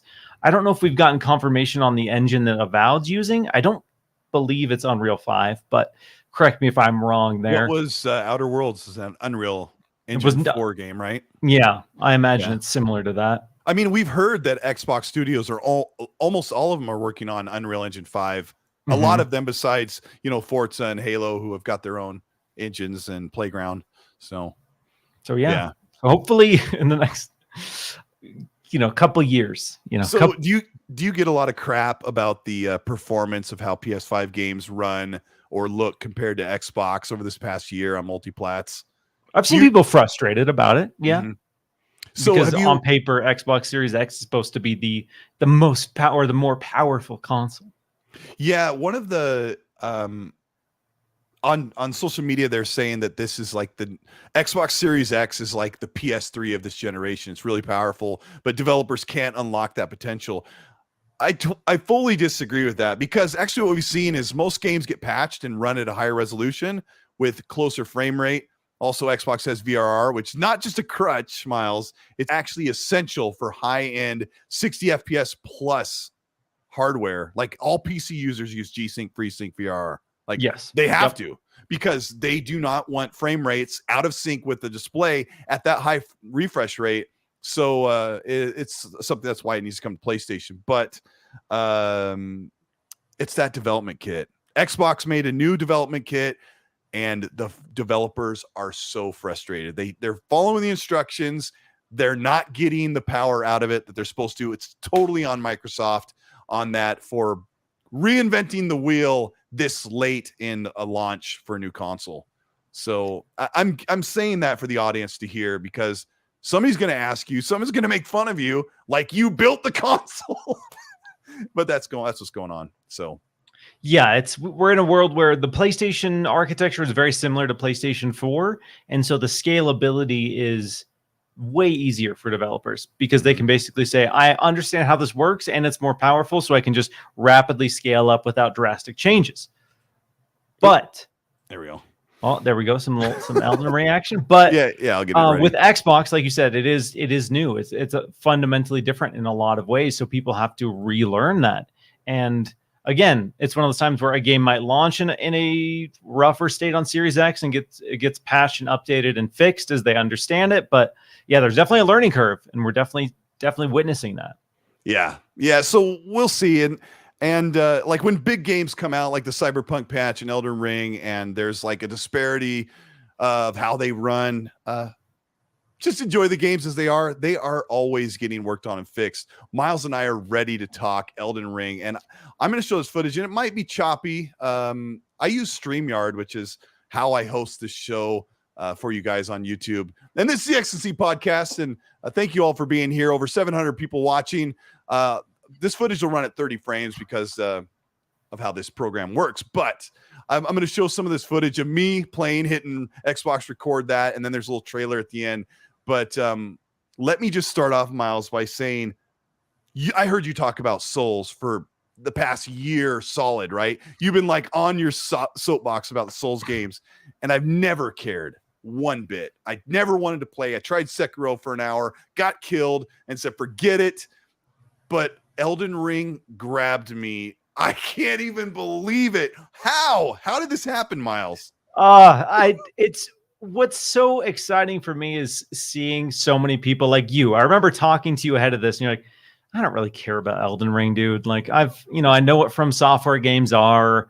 I don't think I'll play it. Like, I've heard so many people say, I don't think I'm going to play it. And then they end up playing it, and then they DM me and they're like, dude, this is consuming my life. How is this? How are they able to do this? And that is what is so special about From Software is I understand that their formula is not for everyone. I totally get that. I'm not going to fault anyone who's like, I tried and it's not for me. But what they've done, especially with like games like Bloodborne and Sekiro and Dark Souls 3, is they've perfected world design. No matter like what games you like, I find it almost impossible to look at a From Software game and tell me that the environments and the worlds and the creatures are poorly designed. They've done such an immaculate job fine-tuning that experience to make it so you want to explore every nook and cranny. Dark Souls 3, I've replayed that game so many times and done everything possible in that game because I want to. It's not a checklist for me because there's no major HUD. There's no quests that are obvious for you. I want to do this. It's there and you want to do it. Yeah. Exactly. And so Elden Ring somehow, some way managed to take all of that fundamental greatness and just blow it up into the most dense, engaging open world of all time. Like this needs to be considered on the same level of games like Skyrim and Witcher 3 in a sense of... Doesn't it have that, like, when you're out in the world and the beauty and the music, like the way that Skyrim captured me, like I walked out, I'm like, wow, this game looks nice and this sounds wonderful. Like that music is so good. Oh yes. One of the greatest consistent composers as well involved with a lot of these projects. Who is it? From software, I don't know off the top of my head, but Okay. they have a kind of pool that they pull from with a lot of these games. And Dark Souls 3, Bloodborne, Sekiro, Elden Ring, as you've heard, gorgeous soundtracks, the best color balance of any game. Like as you get deeper, you see the first area, you see the greens, you see the golds, and you're like, oh wow, this looks really cool. Mm-hmm. This looks really lush. I like that. And then you go to a new area that's completely different. You see deep blue, you see gold, dark red skies, and then you get sucked into a chest and you're teleported into a hellscape where the sky is blood red and the ground is made of flesh. And you're like, oh my God, what is happening? But every single time you go somewhere new, it feels different. We haven't had this. I haven't had this in a long time where I'm in the world and I'm like, where am I? You know, what is this? I'm totally entranced. I'm afraid. I'm in awe. It's so crazy. I never thought I would be sitting here talking about a Souls game like this. Zocker. Our good buddy Zocker's been DMing me because he's kind of similar camp. He's like on the fence. I was like, I'll check it out. Everybody's checking it out. He is obsessed. That dude is obsessed with Elden Ring. He's talking about how when he's not playing Elden Ring, he's going online and looking up stuff about Elden Ring and how he just wants to spend all of his time playing Elden Ring. And there's so many people that are like that. And it's exciting. It is really exciting. And it's one of those rare moments like people talk about once in a generation. And I think Elden Ring is that in a lot of ways because a lot of us, not even a month ago, not even 2 months ago, we're talking about open world fatigue. And we're like, open world games, gross. I don't want any more of these, blah, blah, blah. It's too bloated. It's boring. It's copy and paste. And then Elden Ring comes out and says, no, that's not it. This is what an open world game can be. And this is what open world games should be. And I think that's kind of reset everyone's expectations. And now people like me who've been kind of critical of Ubisoft's formula are even more so because a company has come out and said, hey, here's a better way to do it in pretty much every single way.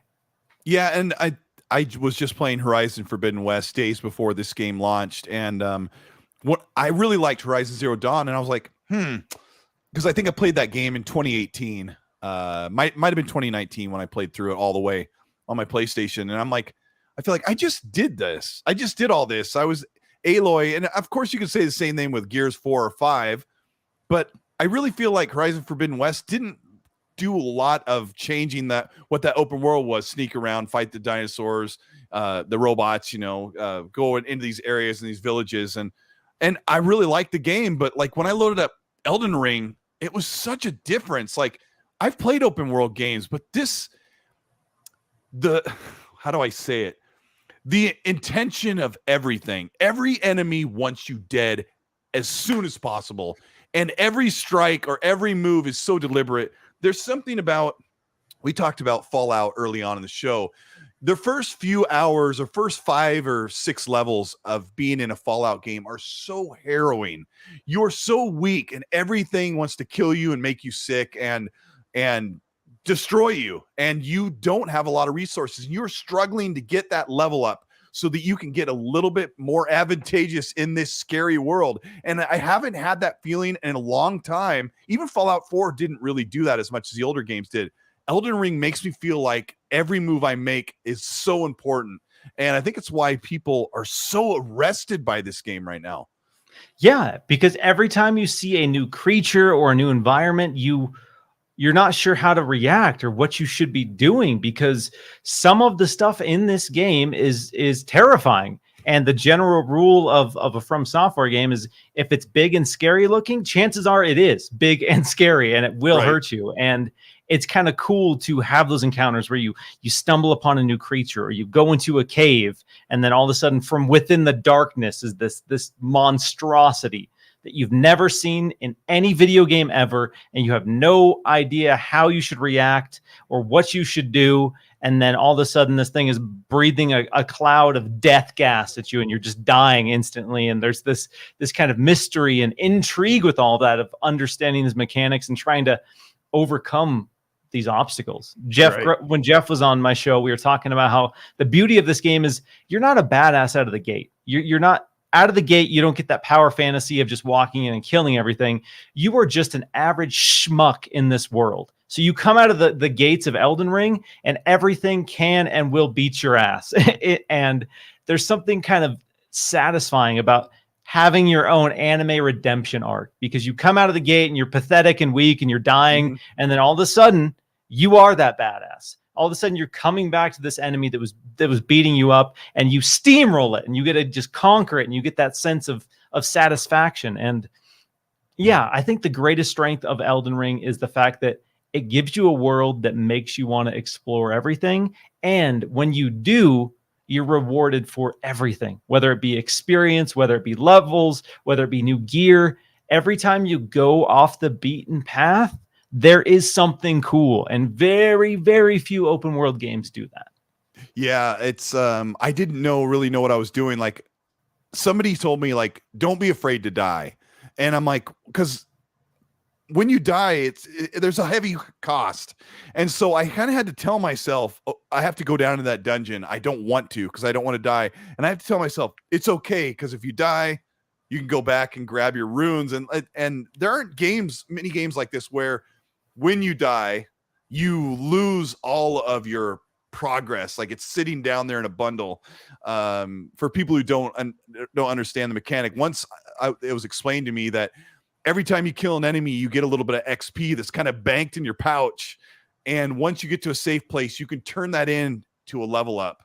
But you got to hold on to it. So it's really crazy. You can kind of see why people ditched Horizon Forbidden West. Like, this is the talk of the gaming industry. And Batman just got reviewed, the Batman movie, and it's like a 10 out of 10 right now, or a 91 on Rotten Tomatoes.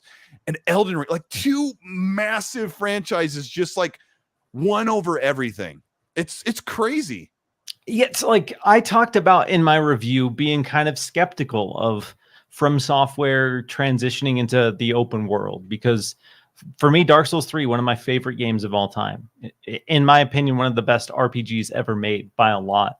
I was worried that they would lose what makes that special by transitioning into the open world. And there is no greater feeling than being a big fan of something, having huge, tremendous expectations of something, and to have it not only meet, but exceed those expectations in every way. Elden Ring is a bigger and better game than I ever thought it was going to be. And it was one of my most anticipated games of all time. And that is such an amazing feeling. And that's why we're seeing it's sitting at a 97, one of the highest rated games ever. I'm a huge From Software fan. I, expected to enjoy my time with Elden Ring. I did not expect it to be one of the best reviewed games ever. Like, before I got my hands on it, and then as I started playing it, I was thinking to myself, in my review bubble outside of, being able to talk to most people about it, I was like, damn, this legit is like the best open world game that I think I've ever played, and one of the best open world RPGs, I think, across the board. And the more I played, the more I felt that, because every few hours, they did something I did not expect. And they did something that completely, shifted my perception of the scope and scale of this game. Like, having your map get bigger and bigger and bigger the more areas you explore. Oh my God. Like, whew. Yeah, it is. I got to talk about how you weren't wrong, because this is a kind of a controversial thing that I wanted to talk about on the show with you, because it obviously got almost all 10s across the board. That's why it's so high at 96 on OpenCritic or 97 on Metacritic. Unbelievable. Like, the game isn't perfect. I gotta say, I'm gonna tell you, audience and chat listening, I don't care if a game drops 5 to 10 frames once in a while during heavy combat. That does not ruin my enjoyment of a game. It never has. But what will ruin my enjoyment, which I saw a lot on PC, was when a game halts, hitches, or pauses with a frame rate issue. That's an issue. I almost never see that on console, which is part of the reason why the game is optimized for that hardware. It knows what it's doing. It knows what it's going to be. But I know people are like, how could it be almost perfect when it has frame rate issues? PC's having a lot of problems where it will just hold there for several seconds in the middle of fighting a boss, which is terrible, but I'm sure they're working on it. But what I want to talk about, Miles, is there is quite the controversy that some journalists or some reviewers don't always finish a game before they review it. And you were not done. You had not rolled the credits, but you had played 70 hours of Elden Ring and gave it a review score. Defend yourself, you heathen. Defend myself. Yes, I've seen people very passionate about this. And Yes. I will say, you know, for context, 99% of the games that I review, I typically do roll the credits. I have played a lot of From Software games, and I think the kind of appeal of a From Software game for me is the non-linear approach to the story, and the way that there isn't necessarily this defined beginning, middle, and end. Sure, there usually is a start, and there are characters along the way, and then there is one epic finale at the end of this game to kind of wrap everything together.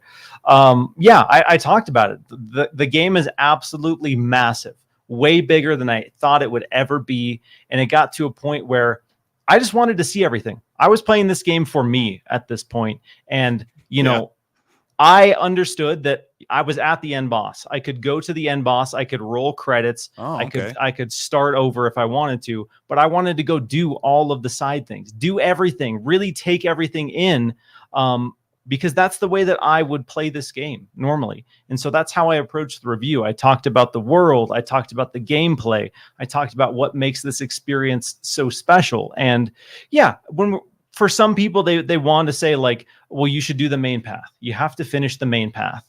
And then I would push back and say, what if you only did the main path? What if you did 0 side quests whatsoever? Because I remember people getting mad at reviewers when Cyberpunk came out and said, you didn't do any side quests. You only did the main path. This is an open world game, and you should be doing all of the side quests, blah, blah, blah. And, you know, everyone can pick and choose what reviews matter to them. I'll say that. If you're looking for something specific from a review, that is absolutely fine. But I'm not someone who's going to dictate how and what criteria someone has to meet to review something.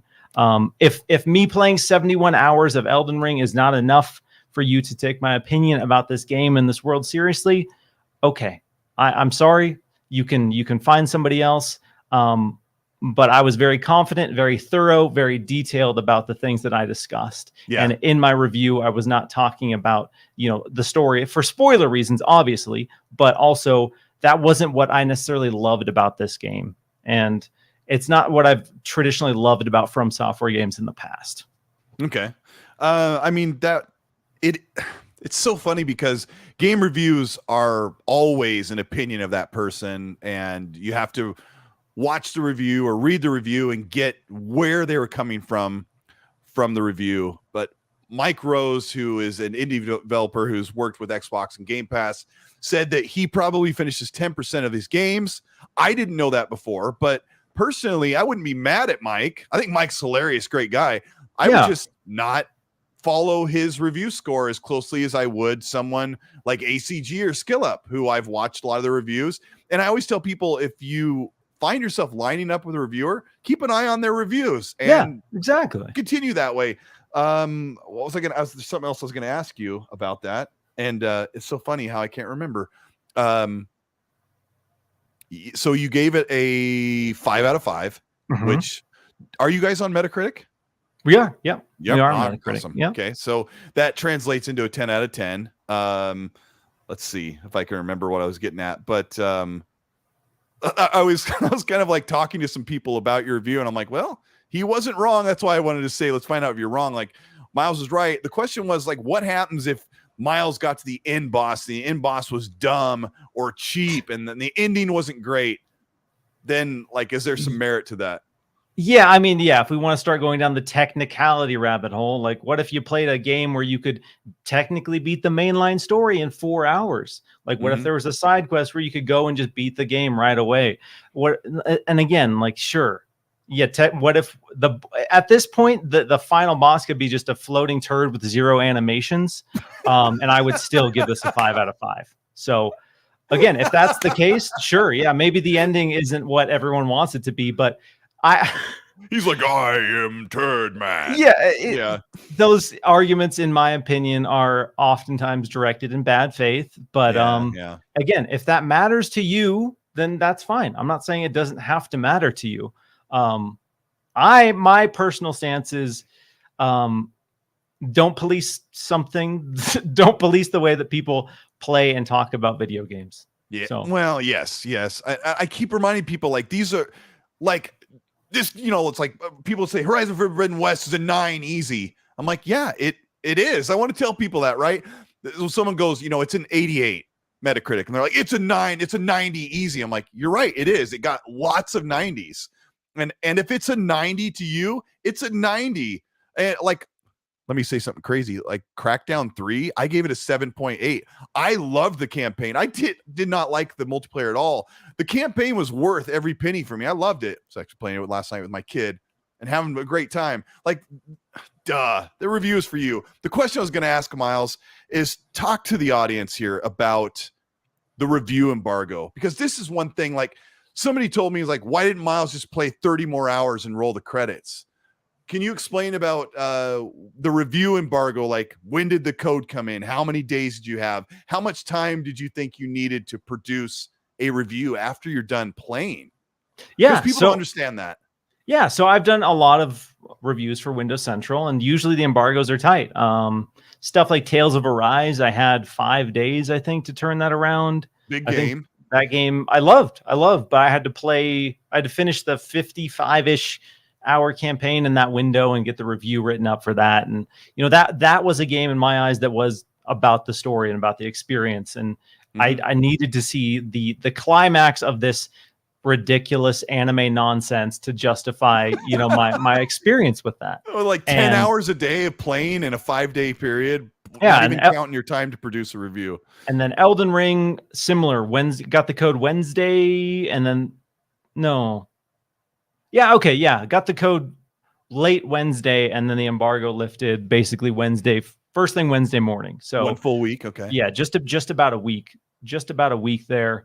So played about 71 hours of it. And then it got to the point where I was realizing what the climax was, kind of getting to the point of no return on this.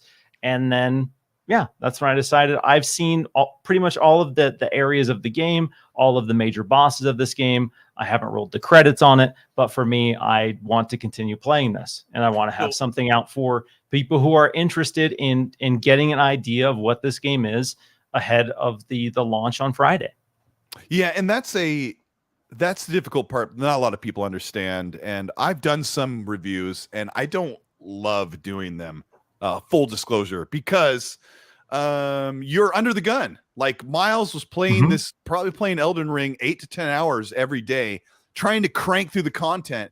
And when you love a game, that can be great, but a reviewer also has in their mind, like for me personally, Miles, I'm thinking I need 6 to 8 hours to grab all these clips, write a script, record, get on camera, produce, edit, upload, build a thumbnail, all that crap, right? It's like, oh, woe is me, content creator, but it's a lot of work.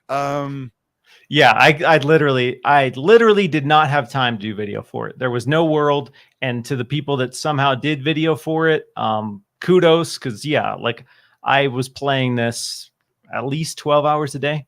Like I said, got the code late Wednesday, had to have the review drafted in terms of like for the embargo the Tuesday afternoon. So that is the timeline of Elden Ring. So I played a lot of Elden Ring in a very short period of time.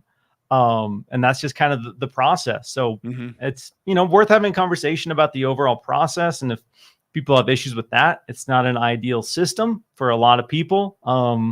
Either as video game development. Like someone said, like, why didn't Miles just, wait a couple more days till he got through all the content and then built the review? It's like, it's really important to get, it's kind of such a tough thing. There's no right answer because you want to be out there with the peers for review and everybody get their thoughts out. And I got to apologize about the footage here. I use StreamYard, which is a program that I use to run. It's a browser-based program to do the show. It makes it so I can run the show by myself, but it really squishes down the video footage. So I've rendered it at 30 frames, and the game looks phenomenal and it runs really great. Another controversy, Miles, is VRR on Xbox makes this game nearly just fluid nearly the entire time, except for a few instances. But I've never had it halt or never had a frame rate keep me from surviving a fight. Yeah, and I've had a lot of people since all this say like, oh, and I guess we can have a general conversation about what the perfect quote unquote score is. And my stance on that is the need to strive for perfection in a review score in a medium that is based in art, whether it be music or movies or video games. It's impossible. There's never going to be anything that's considered perfect to anyone. And that's not what a 5 out of 5 or a 10 out of 10 means for most people.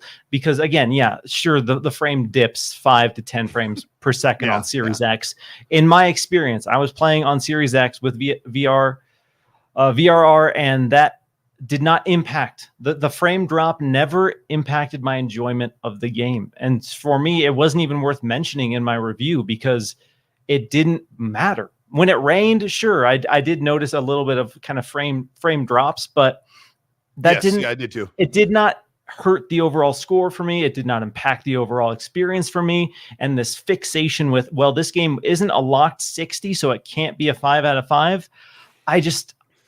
It just becomes this spiral of this need for perfection, and we associate perfection with grade school.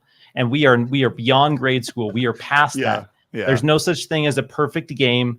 Quit trying to dictate what people can give perfect, quote unquote, perfect scores to, because this is a medium that is grounded in art. And I really got to say, Miles, to add to that, to accompany what you're saying, like, you have to remember, and since I've done some reviews, I learned for myself that a game can win you over in a certain way where the number falls into your mind. And if a game just wins you over and you can overlook some of the flaws, or maybe some of the designs aren't as advanced, it doesn't break any ground, but the game is just you love it so much, you give it an 8.5, right? Like, you can't let a reviewer, can't take that away from them. And when Miles says 5 or 10 frames don't hamper the gameplay, the game is so good that it just still feels like this number. You got to respect that and think, do I feel the same way? There was somebody in the chat, I think it was Michael Ellis, says I think the frame rate should really dive into the score. So maybe for somebody like Michael, he's totally vindicated to say, if Miles gives it a 9 or a 10, I would give it more an 8. And if you still want to buy the game based on all that information, you've done your job. And I really think it's fantastic. Really appreciate your review on the game. I got to grab a couple of supers, and I think they're going to relate to what we're talking about. But some will be a little older. But Risk It for the Biscuit, thank you for the Australian 5, says, what are you guys in the chat most excited about E3 and the showcase? I'm super excited for Fable and Perfect Dark. Starfield will too. Loving the show. Thank you, Risk It, for checking out the show. Love to see you in the chat. I don't think we're going to see Perfect Dark at E3. Miles, yay or nay? Maybe Game Awards, maybe later on in the year, but yeah, I don't know. I can see that. I don't think we'll see it at E3, gameplay wise, at least. And Fable, I don't think so either. Those are a couple of the big games I've had in my mind. I don't think we're going to see this year. I think they'll wait till next year. But I think we're going to be pleasantly surprised by a packed E3, regardless of a lot of big games and some medium-sized games. Lord Starkiller, thank you for the $10. Says Spartacus looks like an interesting model. Not too bad. Is it sustainable? It's not confirmed yet. He says, sure, it's like Game Pass. I also agree with Colt and Miles. They should be hired by Microsoft to do an Xbox State of Play. Let's shoot our shot, Miles. Let's get it done. Let's do it. Let's go. I can be the peppy voice, the Xbox answer to the Nintendo Direct. Today we're going to dive into some first-person shooters you probably didn't expect. And then I'll be the angry guy. This game sucks, but you're going to like it. Moby, thank you so much for the $5. It's a great show. And Miles, everybody hit that like button. Yeah, if you do that, YouTube says, hey, these guys are... Feed that algorithm, all right? YouTube is just an algorithm monster that sucks up your engagement. And I don't even know what the algorithm is, but I'm afraid of it. Dark CMF with the $10 says, I was not 100% going to get or play Elden Ring. Mav was streaming it. Mav's awesome. Fun speculation. He says, Mav was streaming it live from New Zealand. And I bought a copy to give away. But after watching him play for a few hours, I kept it. Laugh out loud. Love the game so far, which is crazy to see people won over by such a niche game. Yes, right? I remember when people were telling me that this is going to be a niche launch. From Software games are niche, and then I want those sales figures, because I threw out some bold predictions because I was pretty confident in what the performance would be, and I think even my bold predictions might be underestimating what this sold opening weekend. Yeah, and I gotta say, I was when I saw in 2019 when I saw the trailer and everyone went nuts. I had no idea that it was a Souls game. I had no idea it was George R.R. Martin. I don't watch Game of Thrones.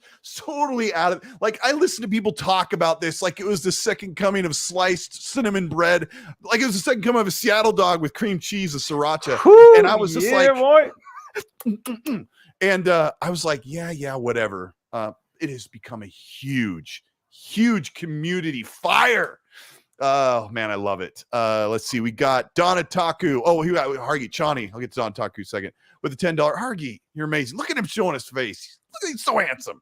He says Horizon Zero Dawn, Horizon Forbidden West, taken over by a 97 meta game. Breath of the Wild. Oh yeah, he's talking about Horizon Zero Dawn was taken over by Breath of the Wild in 2017. Horizon Forbidden West taken over by another 97 meta game, Elden Ring. He says, Miles, what 97 meta game should we expect for Horizon Forbidden West 3? That team can't catch a break because they put out 2 amazing games that people love. And then this isn't shade on the developer or to start a fight with PlayStation fans, but yeah, yikes, to have to come out the week before Elden Ring and then just have the entire world say, okay, yeah, Elden Ring's it. People are already saying that Elden Ring confident will be the game of the year for 2022. So that's a bad place to be, or an unfortunate place to be when your game just came out and was reviewed well and your audience really, really loved it. You know what we forget yikes. is like this is just a testament how great games are right now. Like 2021, Xbox had stellar games, and so did PlayStation. Like, and we fight the list wars, but when you just take a step back and cover up your blue or green shirt and think, holy crap, there's a lot of great games. So, it's February has been one of the most outrageously packed months in video game history. There's just been Dying Light 2, the Cyberpunk update. We had Horizon. We had Elden Ring. There's just been so much. I'm probably missing a few games too, because I feel like and it's over tomorrow. Or March Witch Queen, tomorrow. Destiny 2, Witch Queen. It's just been back to back. And oh my god, Paul Tassi and Destin Legary can't shut up about Witch Queen. They're having so much fun. We really should be happy. Everybody's really enjoying it. Donataku with the $10. Thank you so much, Don. He says, Elden Ring is the first Souls game I've enjoyed, but I don't see it that special when most of the things people praise in the open world are things that Breath of the Wild did too. Also can't Shield Surf 8.5 out of 10. I gotta sit down and play Breath of the Wild. I will say that the shield surfing mechanic is like one of the top 3 video game mechanics of all time. Like Breath of the Wild nailed the physics. That is what makes Breath of the Wild so damn good and why people come back to it. Because you can literally, the first time I discovered that I could go on top of a hill, jump, and then like skate down the hill on my shield like a surfboard. Oh, it just doesn't get old. It's like the grapple shot in Halo Infinite and grabbing a canister and throwing it. No matter how many times you do it, it just feels good. Those things are so important, and that just speaks to the whole when something just wins you over. Splendiferous with the $2 super chat says, you guys feel like it's the same space as Skyrim? It's kind of like the same type of world in a way. It's Skyrim's easier. I would say Skyrim is more, as long as you don't go in the wrong approachable. Cave. Yeah. But it scratches that same itch where it's about exploring the world. And for me, and I think a lot of Bethesda fans, why they love Bethesda games is because that world is so engaging and you want to explore. And every time you do explore, you get that kind of dopamine hit and you get that feedback that says, yeah, this is worth doing. And Elden Ring falls into that as well. Tons of distinct areas and tons of places that you want to explore. So, yeah, I mean, get lost in the world. The best open world ever, as everyone says. Again, when I was writing my review, you write you write something like, oh, this is maybe one of the best open world games of all time, blah blah blah, and then you start seeing people playing it and I see people echoing like the discoveries that I made and the sentiments that I had as I was playing, and it's really awesome to see people kind of have those moments where everything starts to click for them. Mhm. And I guess real quick, just to circle back on the review thing, a lot of people want to make it nefarious. A lot of people want to make it very sinister. They want to like portray certain people in the games media as biased, and there's this global conspiracy that is dictated to make sure that Elden Ring gets a great review score and all of this stuff. And I will just say that too often there's this emphasis on just completely eliminating any human element that's involved with making games, discussing games, playing games. And it's really unfortunate, as someone who just a few years ago was just listening to gaming podcasts and like a lot of people in the chat, just engaging with the community. I can tell you that I'm not in the games media for nefarious reasons, or I'm not part of some gaming media conspiracy. And this fixation with making it us versus them, like there is no us versus them. Like I can't stand that. And there's so much energy fixated on that. I mean, there is, but yeah, it's very fabricated. It doesn't need to be anything like that. Like we are all here because we love games, and that is why we're here talking about games. But it is tough when a game you love gets a 6 or an outlier 6. Like so-and-so reviewed it and gave it a 6. Everyone else gave it 8s and 9s. You can like be very nefarious and attack that person, right? Yeah. But I'll tell you what, that guy Jerry, it was a 6 to him. I don't know what to tell you. Yeah. You can also look at like if Horizon Forbidden West got an 88, you can look at it and go, well, I mean, it got 8s, 9s, and 10s across the board with a couple of smaller scores, and that's it. So it's like, I don't know. It's like you could take a review and get rid of all the 10s, get rid of all the 0s, and everything would be fine. But it's all right. But I'm glad you're speaking your mind on the review. Risk It for the Biscuit kind of has your back. He says with an Australian $2, he says, imagine 100%ing Elden Ring to review it 6 months later. yeah, pretty much. Yeah, pretty much. That's shout out to Jat Sab who sent the 17.99 Indian rupees. Thank you so much for supporting the show. Really appreciate that. And Elden Ring's great. I really wish everybody give it a try. It's a hefty price to ask someone to pay $60 to try a game they're not sure if they're going to stick with. And sometimes I wonder how long I'm going to stick with it. I've got about 15 plus hours in it, Miles, and I just kind of walk around and say, nope, I'm not going to fight that guy. And I'll go fight some other enemies. And then I'll finally I really have to get courageous enough to go in. I've never had that feeling in a game. That's what makes it special. But yeah, it's amazing. But shout out to the chat, over 700 people that were here watching, 635 now. Thank you so much, everybody, for supporting the show. Splendiferous says, is it better than Fallout, Cyberpunk, and Breath of the Wild? I don't know. Like, I really like Cyberpunk. I love Fallout. I haven't really played a lot of Breath of the Wild, but there is something special about Elden Ring, and most everybody is fully in love with it. It's crazy. So I talked to the RDX guys a lot, like Dealer and Zocker and Fonz. None of us were going to play this game, and we're all arrested by it. It's so weird. And I was sitting down with my son last night. I'm like, hey, check this out. And I said, I fast traveled to the very beginning, the first hill you walk down. I said, this is the very beginning of the game. And he goes, Dad, I wouldn't go over by that guy, the golden armored horse guy with the sword. And I go, watch this. And he goes, wham! And he hits the ground. And my son's like, Dad, run. And I'm like, this guy will kill me in like 3 or 4 swipes. Like, this is how this game, like, the enemies are so mean, Miles. Yeah. It's one of those games that it teaches you to run from the jump. You see that one enemy, and you're like, hey, should I fight this guy? And then you go up and poke it, and you're like, uh-oh. And then it just one shot kills you, and you're like, okay, this game is telling me that I don't need to fight everything. Sometimes I should just get on my horse and just gallop away. Mm-hmm.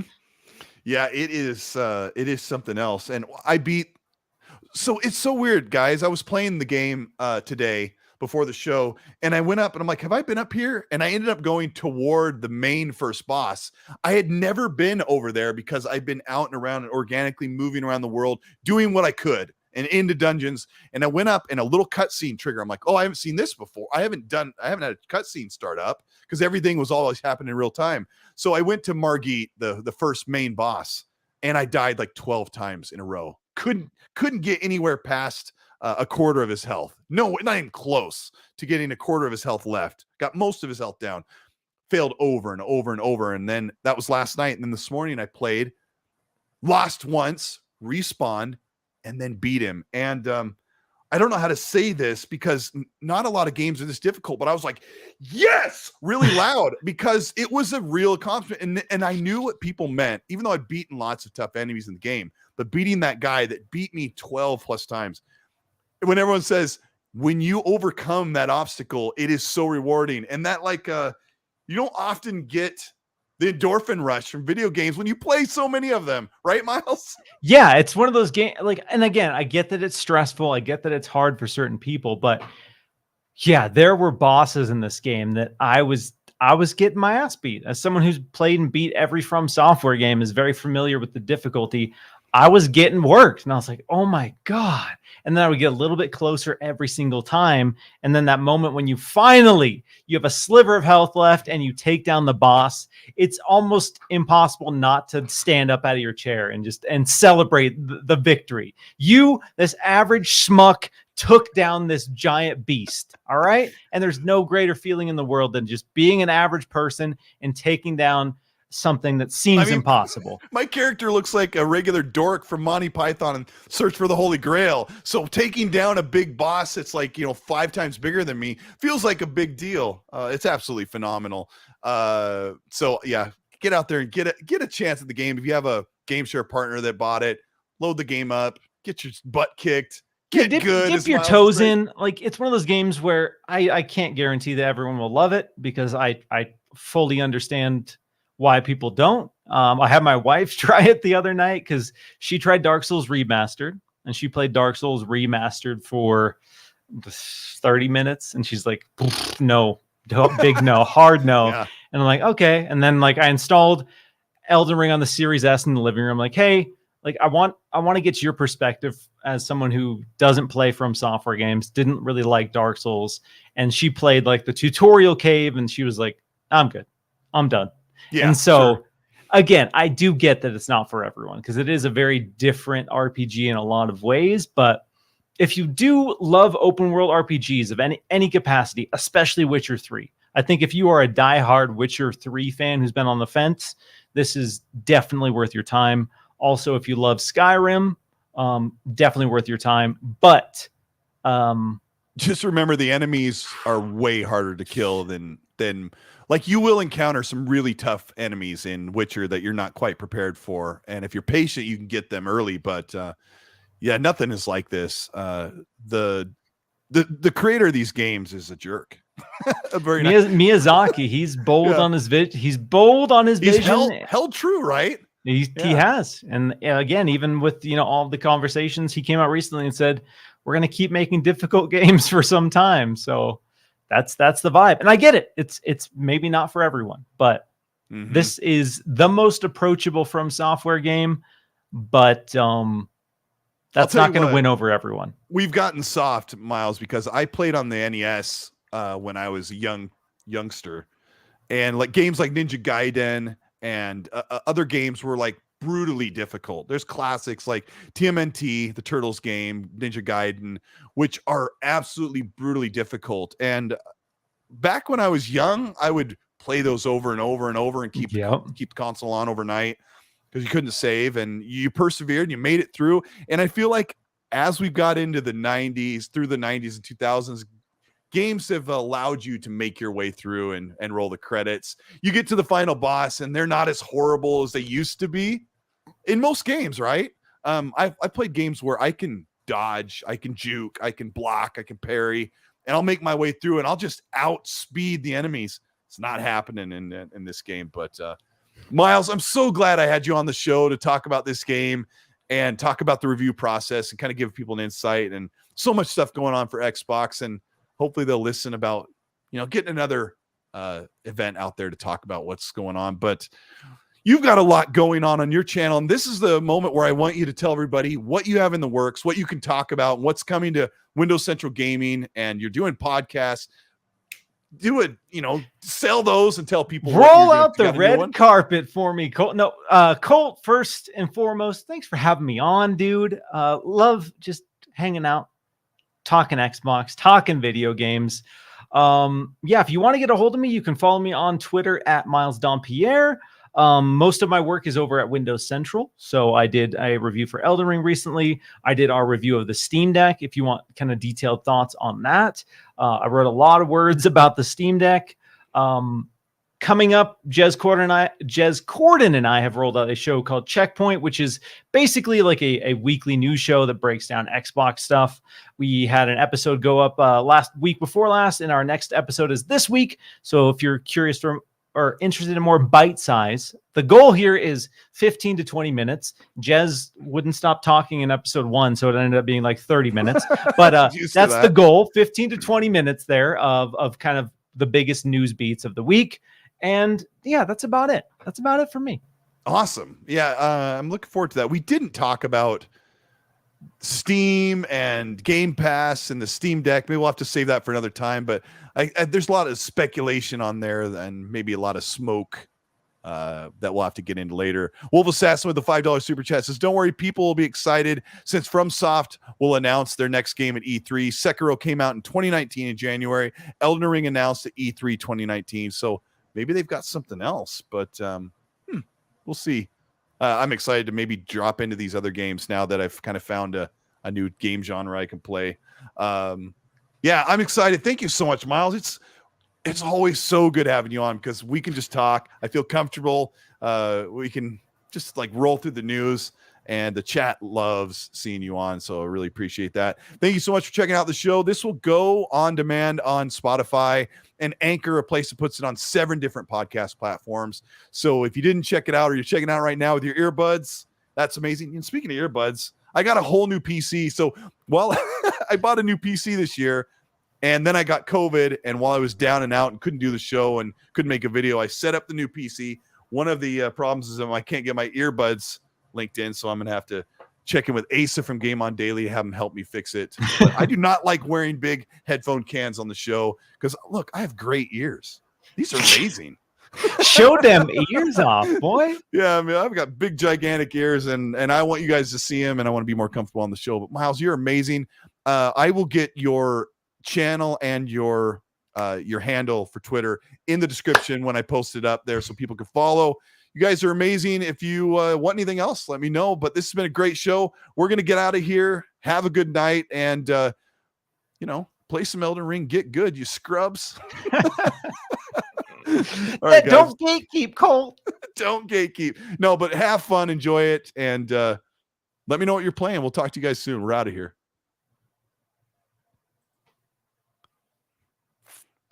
All right, let me do, yeah.